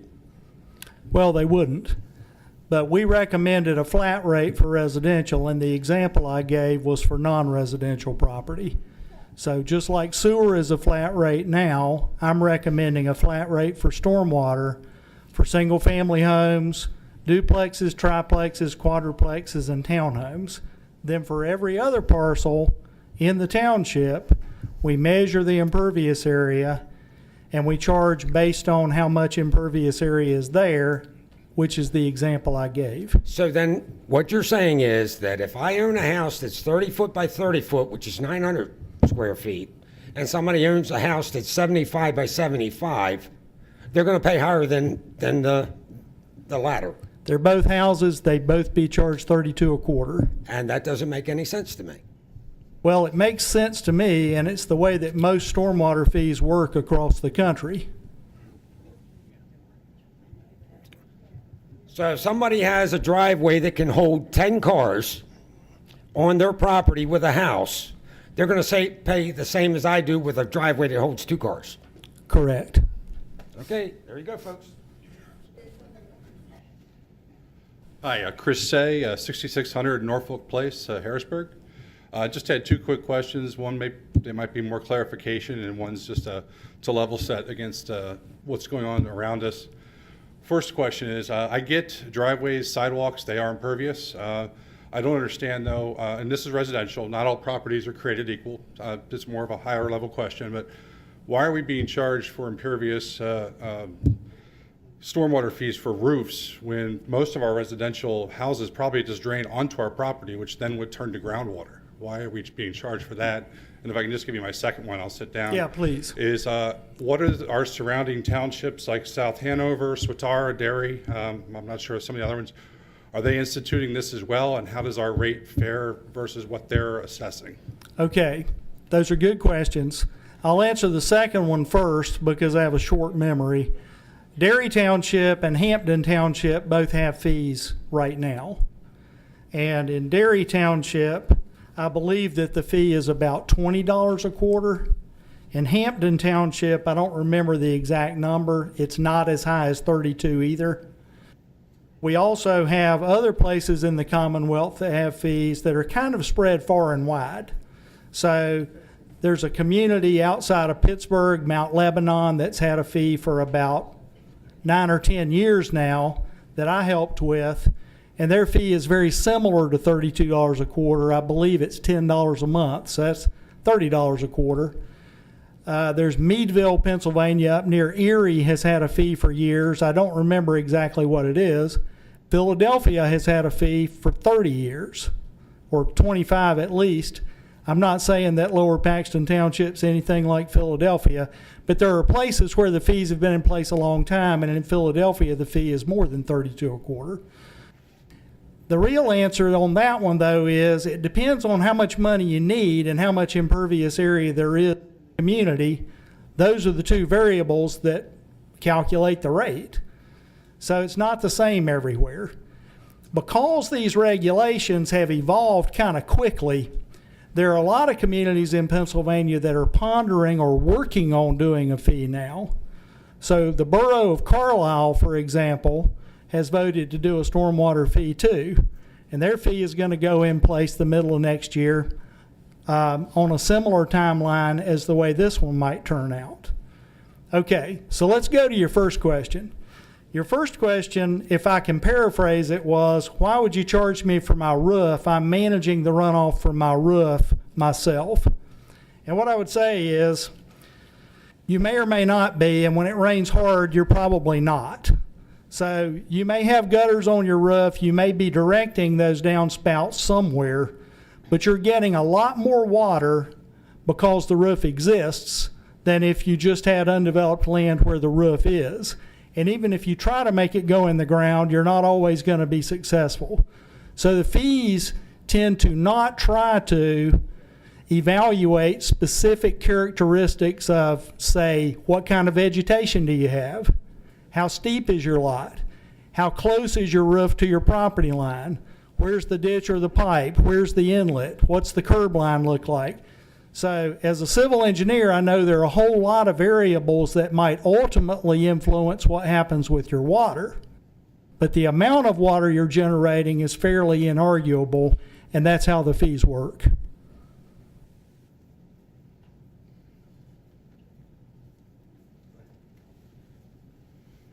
Hi, I'm Lisa Boffman-Howard from 1151 Green Tree Road, Harrisburg, PA 17112. I don't really understand all the legal jargon, and I tried to make it through the 67 pages of ordinances or laws or whatever it's called on how to deal with putting in drains and all that kind of stuff. Recently, the past couple years, we've had stormwater from our neighborhood basically being dumped onto our property. When we came in to ask different people, I remember the name Jeff Klein came up. I'm not sure who he is. George Wolf and Randy. They said they could not do anything on our property to deal with the township water. This is not our stormwater. It's the neighborhood stormwater. We're getting 15 houses worth So- of water onto our property. And so basically, house. yeah, so basically what happens this year, I know we have a lot of rain and everyone says, oh yeah, well, we had a lot of rain. The water goes from this storm drain at the beginning top part of our property, goes under our house and into our creek. It's washed away the bank at least 2 to 3 feet. It's washed who knows what from our foundation. We're gonna have to have $10,000 worth of drainage systems put in order to deal with the storm water. How is this this fee that we're going to be paying, how is that system going to affect us, and should we even invest the $10,000 at this point? Or is this something the township will do?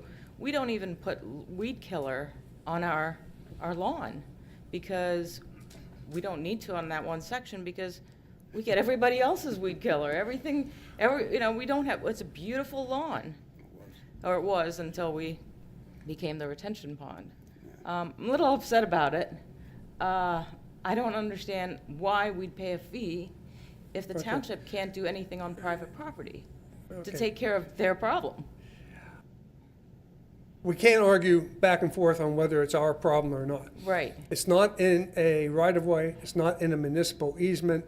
Lower Paxton Township has no legal responsibility for stormwater that is not within some sort of public conveyance system. And that's the Don't answer. quite understand that, so if you could just. It's not in a stream, a pipe, or a swale on public property or in a public right-of-way. So we had a swale at one point. Has to be a public swale. Has to be offered for dedication to the township and accepted by the township. That's a Okay, complicated so if- process, but that hasn't occurred in your situation. That's why you got the correspondence that you got. I didn't get any correspondence. I've Okay, never had that's- a single thing returned to me. Okay, Not even that was email. the verbal confirmation that was provided by Jeff and Randy on site. There have been multiple people in Lower Paxton Township in similar situations. Mm-hmm. Some have corresponded, some have been met with on site. The end result is, if it isn't in a street, if it isn't in a publicly dedicated right-of-way, Lower Paxton Township has no legal ability to do anything with it. So Now, can that change in the future as? that's what I was asking, is this? There is that gonna help? potential. I can't tell you, I can't stand here tonight and say, yes, that will be the first thing that changes.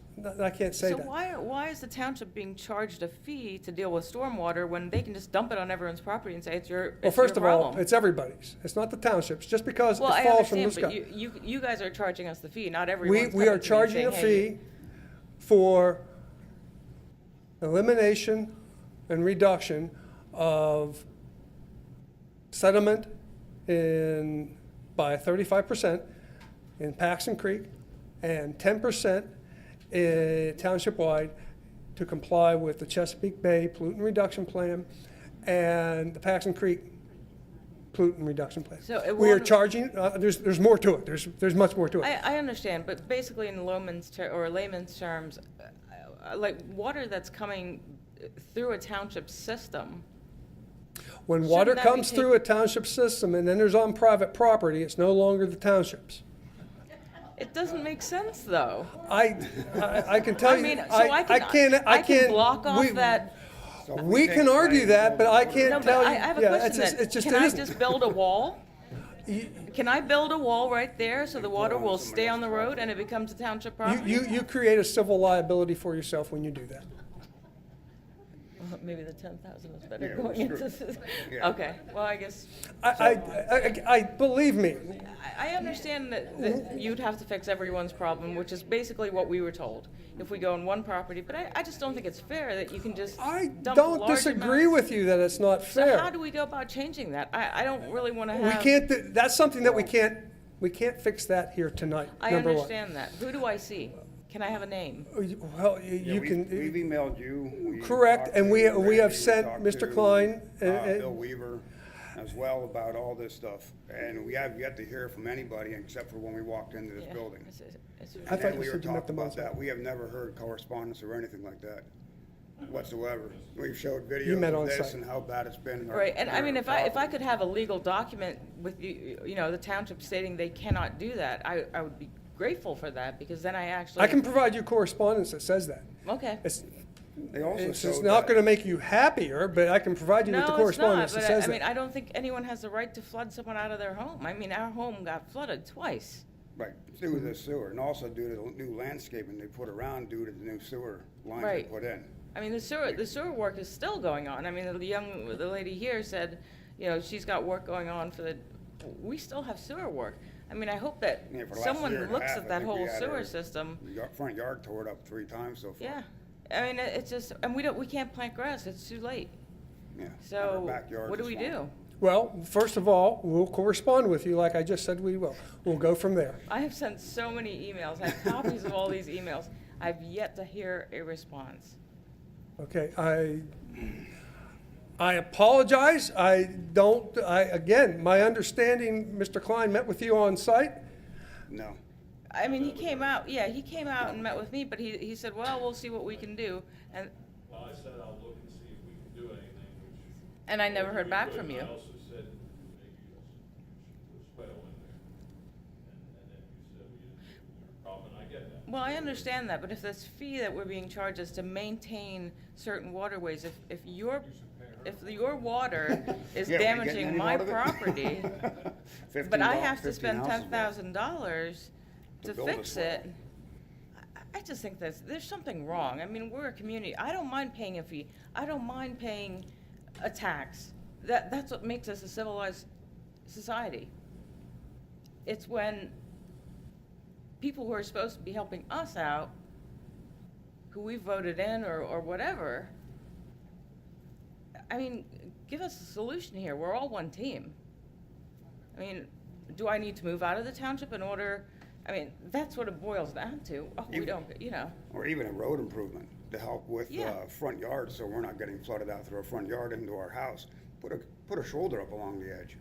Put it to that gutter, so it's not flowing into all the 15 houses are not running into our basement. Right. And that's what we ask for, in some way, have a engineer come out and take a look at the house. Yeah, I don't think Take a what it look, would- it's not even our house. We have 3 other houses that are being affected by the new landscaping of what they've done with the new sewer. And it wasn't just the sewer, it was when they came in and just rebuilt the swales and directed water into a culvert, made the culvert bigger, never even took into consideration where that water was going. That's dirty water. And the velocity arrestor as well is basically washed away. So, I hope we can do, or, I hope I hear something from someone. My husband and I mean, it's ridiculous. Yeah. You will. Thank you. All right. Thank you. Grab this really quickly. Don't say anything too amazing. How you doing? I'm Tyrone Twyman, I live at 7039 Kendale Drive.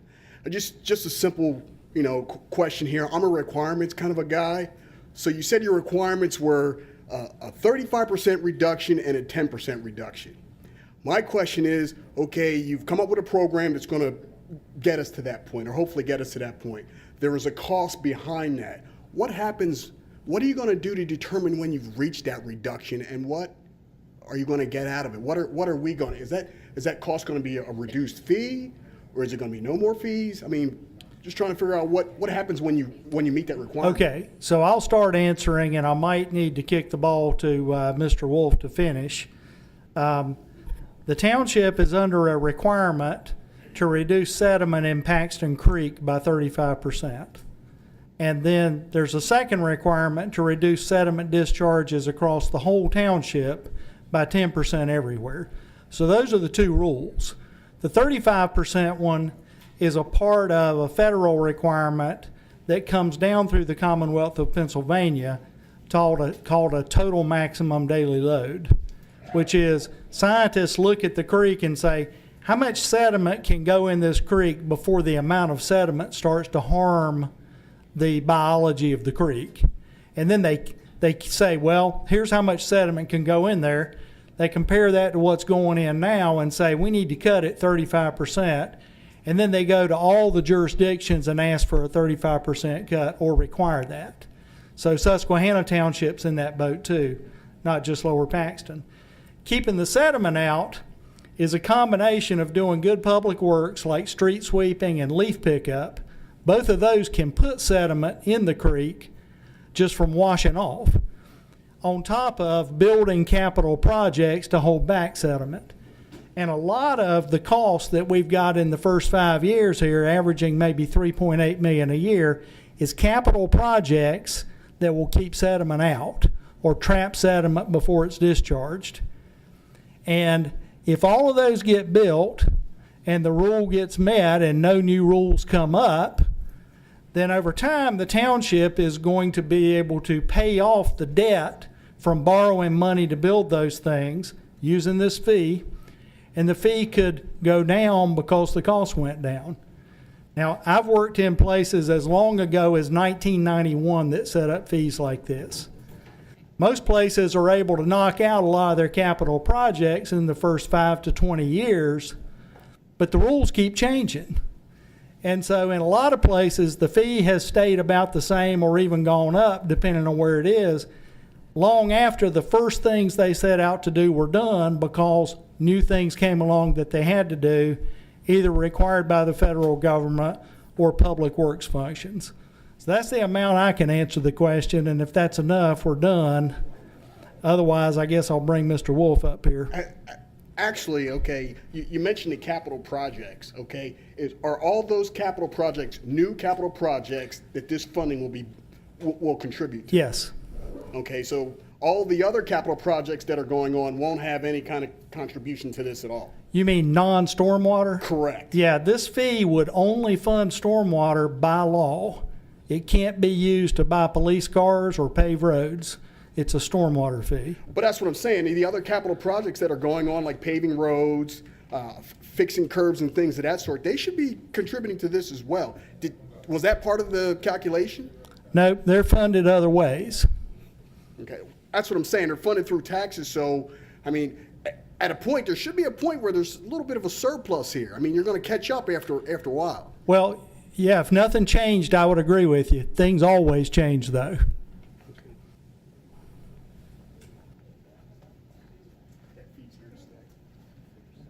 George Henry, I live at 2281 Arrowview Drive. I had a question about the school district. Is that funding already built into their budgets already? So No, not to our knowledge. We met with the school. Well, there's a school fella here, the first man up. okay. So then if I'm paying it for on my house, then I'm going to pay for it in school taxes as well? All right, thank you. Thanks. Somebody else with a question?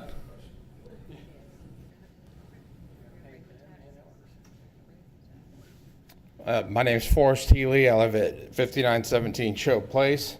I'm part of Neighbors of Lower Paxton. The trickle-down effect of something like this, you can call it a fee. It's also a tax. Anytime we give money to the government, it's a tax. You can call it a fee all you want. It sounds nicer. I know this particular utility, the Sewer Water Authority, has the ability to take your belongings if you don't pay your utility bill. And they also have the ability to take your house through collections if collections don't result in the payment of the fees. So this falls right in line with that. And then the other trickle down would be to the school districts, of course. So this tax is a lot more than $32. It's a lot more than $100 and some odd $1,000. It's a lot.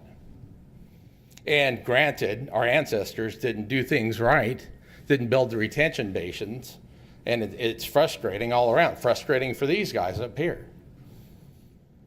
So I guess my question is, what the EPA and the DEP, heading down what the EPA has mandated, both the 10 and the, 35%. And then the 6-step program for the, was it MS4? Yeah, MS4, that's Municipal Separate Storm Sewer System. Okay, is it true that those are the only mandates that basically if we got the pollutants and the sediment in place, is it true that it could look differently? It could be different than the $32. That is true. It could be whatever we wanted it to be as long as those are met. Is that true? The fee could be set at any rate, depending on the revenue that the Board of Supervisors decided they needed to generate. So I just had an idea. What if it looked like perhaps citizens pitching in? I know it sounds crazy, but what if citizens pitched in? We have enough people in this township that have been building a lot. We have all this development that is planned in this township. So we have all these bulldozers and earth moving equipment and people, business owners that own that. Could it even mean that there was some sort of hybrid between our local government and our citizens in reaching the data that needs to be reached? I don't really understand that question. I'm sorry. What I'm saying is it could be different than the $32. It could look differently as long as the data is reached. The $32 would generate about $3.8 million in the first full year of revenue generation. That's a lot more than in 2019 because it's a partial year. If you decided you wanted half that money, you could cut the rate in half. Right. So if something as crazy as a major business owner took his tractors and took his men and said, George, how can we help you out today, tomorrow, next week, next month, next year, and cut your costs in half, could it look like that? It could. Thank you.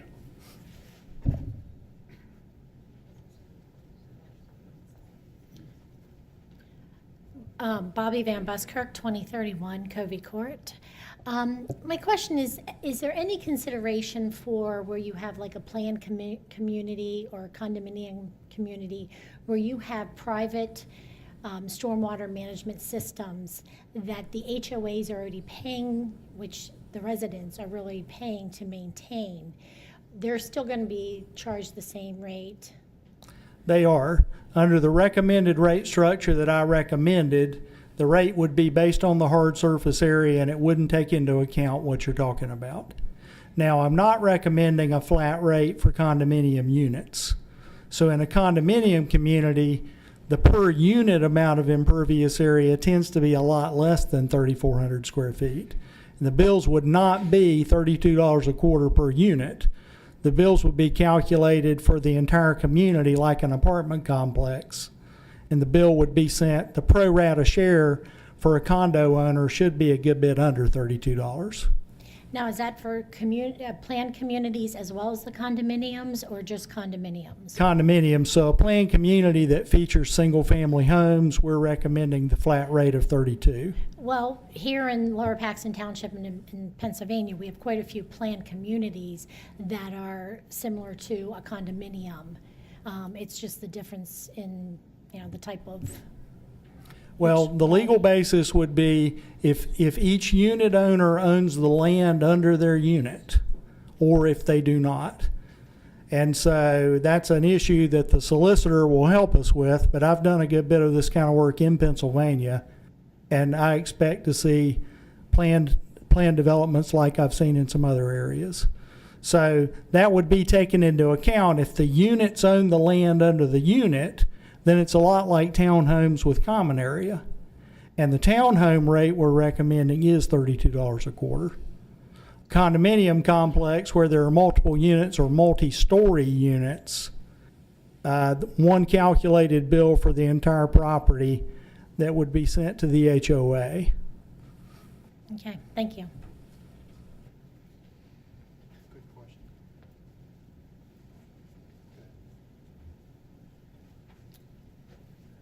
Carl Valley, 3920 Paxton Church Road. It seems from the conversation that the stormwater management issue is going to be with us for a long time. And I'm just wondering if perhaps one way to, I guess, slow this challenge down a bit would be to consider increasing the minimum size of a building lot.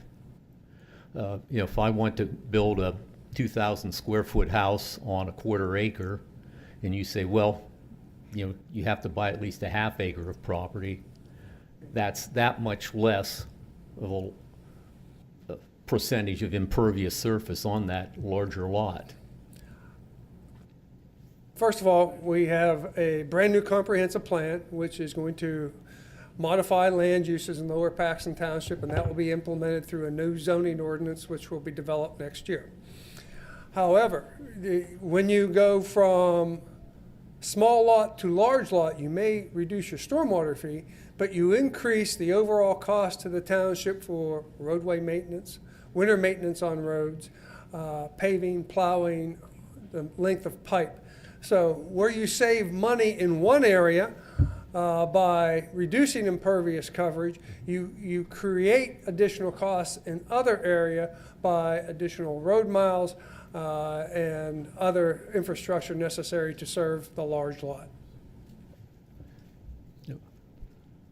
In the Stray Winds Farm development, which my wife and I look at north of our property, if the minimum size of those building lots, let's say, were doubled, we'd still have the same mileage of roads, probably the same amount of sidewalks, everything else in there. You just have larger lots. So Well, it's I'm going to, just it's going to wondering- increase the frontage, it's going to increase the lot area, number one. Number two, the developer needs to be able to come up with that much land.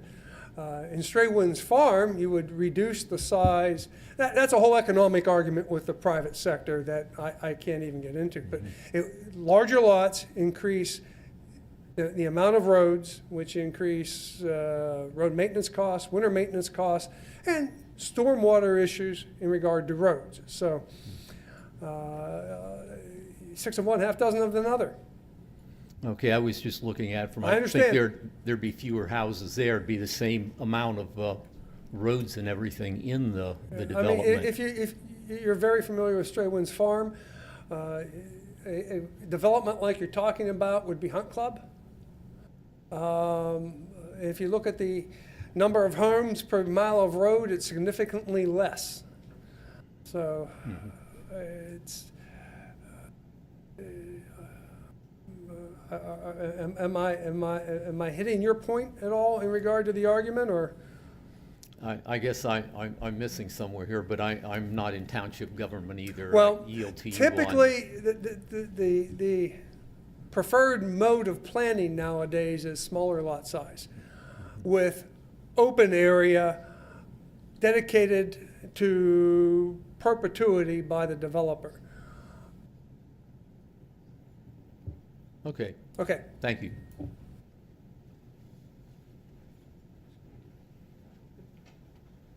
Hi, my name is Don Hashert, 5908 Pine Hollow Court. My question is, you're talking 3.5 million or whatever those numbers are that you came up with. About how many projects are included in that? Are there specific projects? And There were 14, I think it was 14 capital projects for 2019 and a relatively similar number for the 2 years after that. Okay. And then it's not that there wouldn't be more stuff needed after that, but it's out beyond the planning horizon for some of the capital. So in 2019, we have a specific list of projects and an engineering estimate for every one of them. And who provided those engineering estimates? I don't know, it was not me. We got those from the township, and I would assume it was township staff and the township's engineer. If you're talking about the plans that were in the pollutant reduction plan, those were developed by an engineer working on behalf, I believe it was HRG, and another engineering firm working on behalf of Lower Paxton, Susquehanna, and CRW. And those projects are identified as intermunicipal projects. Okay. Just one more question. I was here last night and tonight. A lot of concerns brought forward by the citizens about stuff in Lower Paxton, how things are being operated here. We're creating or adding on to an existing authority. In your experience in Pennsylvania, how have I know you're the kind of the financial guy, but how have other townships addressed the structure and administration of this program? Well, I'm going to start out by saying I'm not an attorney and I'm not going to try to pretend to be one. Okay. The township has a solicitor. The solicitor's not here tonight. He is the expert on organization. And Mr. Wolf knows a lot more than I do too. But what I do know is different units of government in the Commonwealth are enabled under different kinds of authorities to implement these fees. And so at the top level, the way to do it is the way that it's legal to do it for your jurisdiction. Whatever so for township example, class or in Carlisle Borough, it's not an authority. It's just done by the borough because the borough has different powers than the township. And I'm not sure if he wants to add in, but that's what I can tell you. Okay. So is there a way to have some non-authority, like to contract out to someone to administer this program? Well, so the township can establish a legal means for the fee, which would be through Right. the authority. Understand the billing and all that kind of The authority could then stuff. generate revenue and hire private contractors to do any parts of the services they chose to. That's completely fine. So yes, but it would all be managed by the sewer authority here. What is the township's plan for that, administering this and doing the daily operations, the day-to-day operations? What's the question is, how would the township do day-to-day operations? Is it the township, is it the supervisors, is it the roads department? Yes, I Or can- the sewer department? Okay, sewer department is township. Okay? Okay. Right.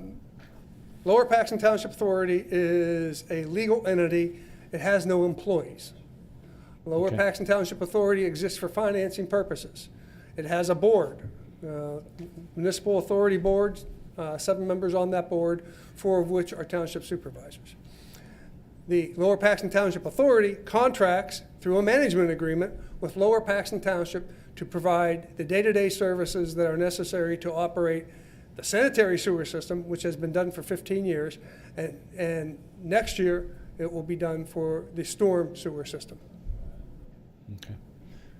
I would just encourage the supervisors at this point, when this is starting now, to solicit or ask for public involvement in the running and the oversight of that authority, getting input on a regular basis, so that we don't end up 5 years from now, millions of dollars in debt with water still running down the streets. Well- I've seen it happen already, projects over budget, people coming in complaining about water in their lawns. And so this is great to have public involvement now, but if we don't get public oversight of this in some fashion, monitoring of it, attending meetings, getting the information out there, we're going to be in the same spot we are in 5 years. We would encourage the public to attend all the Lower Paxton Township Authority meetings. They meet quarterly. Their next meeting is November 27th in this room. Okay, thanks.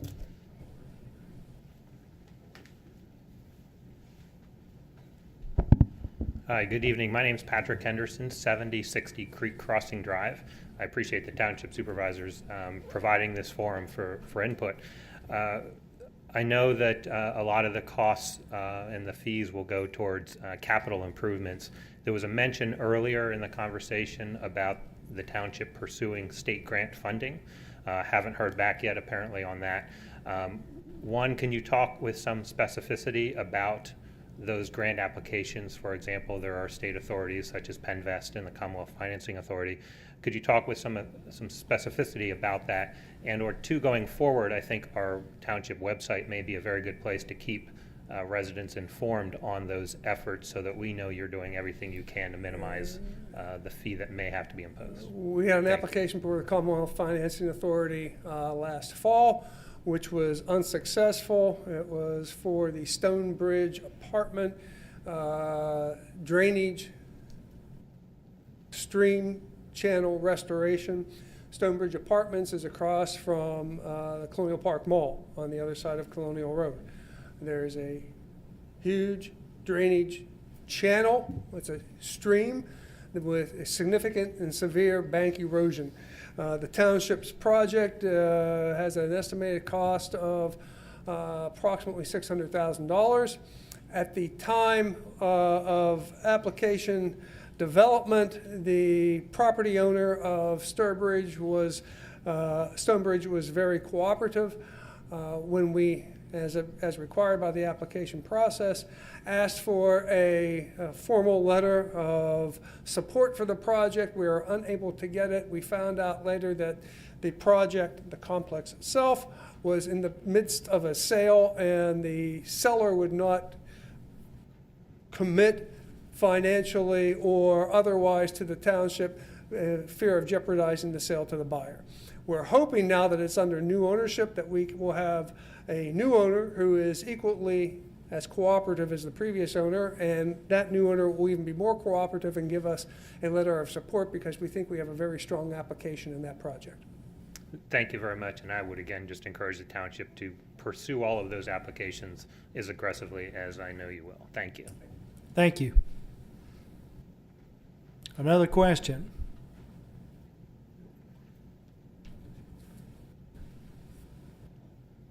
Well, ladies and gentlemen, thank you very much. We appreciate you attending tonight. First of all, before you leave, please remember our Lower Paxton Township website for stormwater will be growing. We will be providing additional information on it. Please, please, please pay attention to it. If you have any additional questions, the website provides an email address where you can email those questions to us. We appreciate that as well. Again, thank you for attending on behalf of the Board of Supervisors and staff. Have a safe trip home.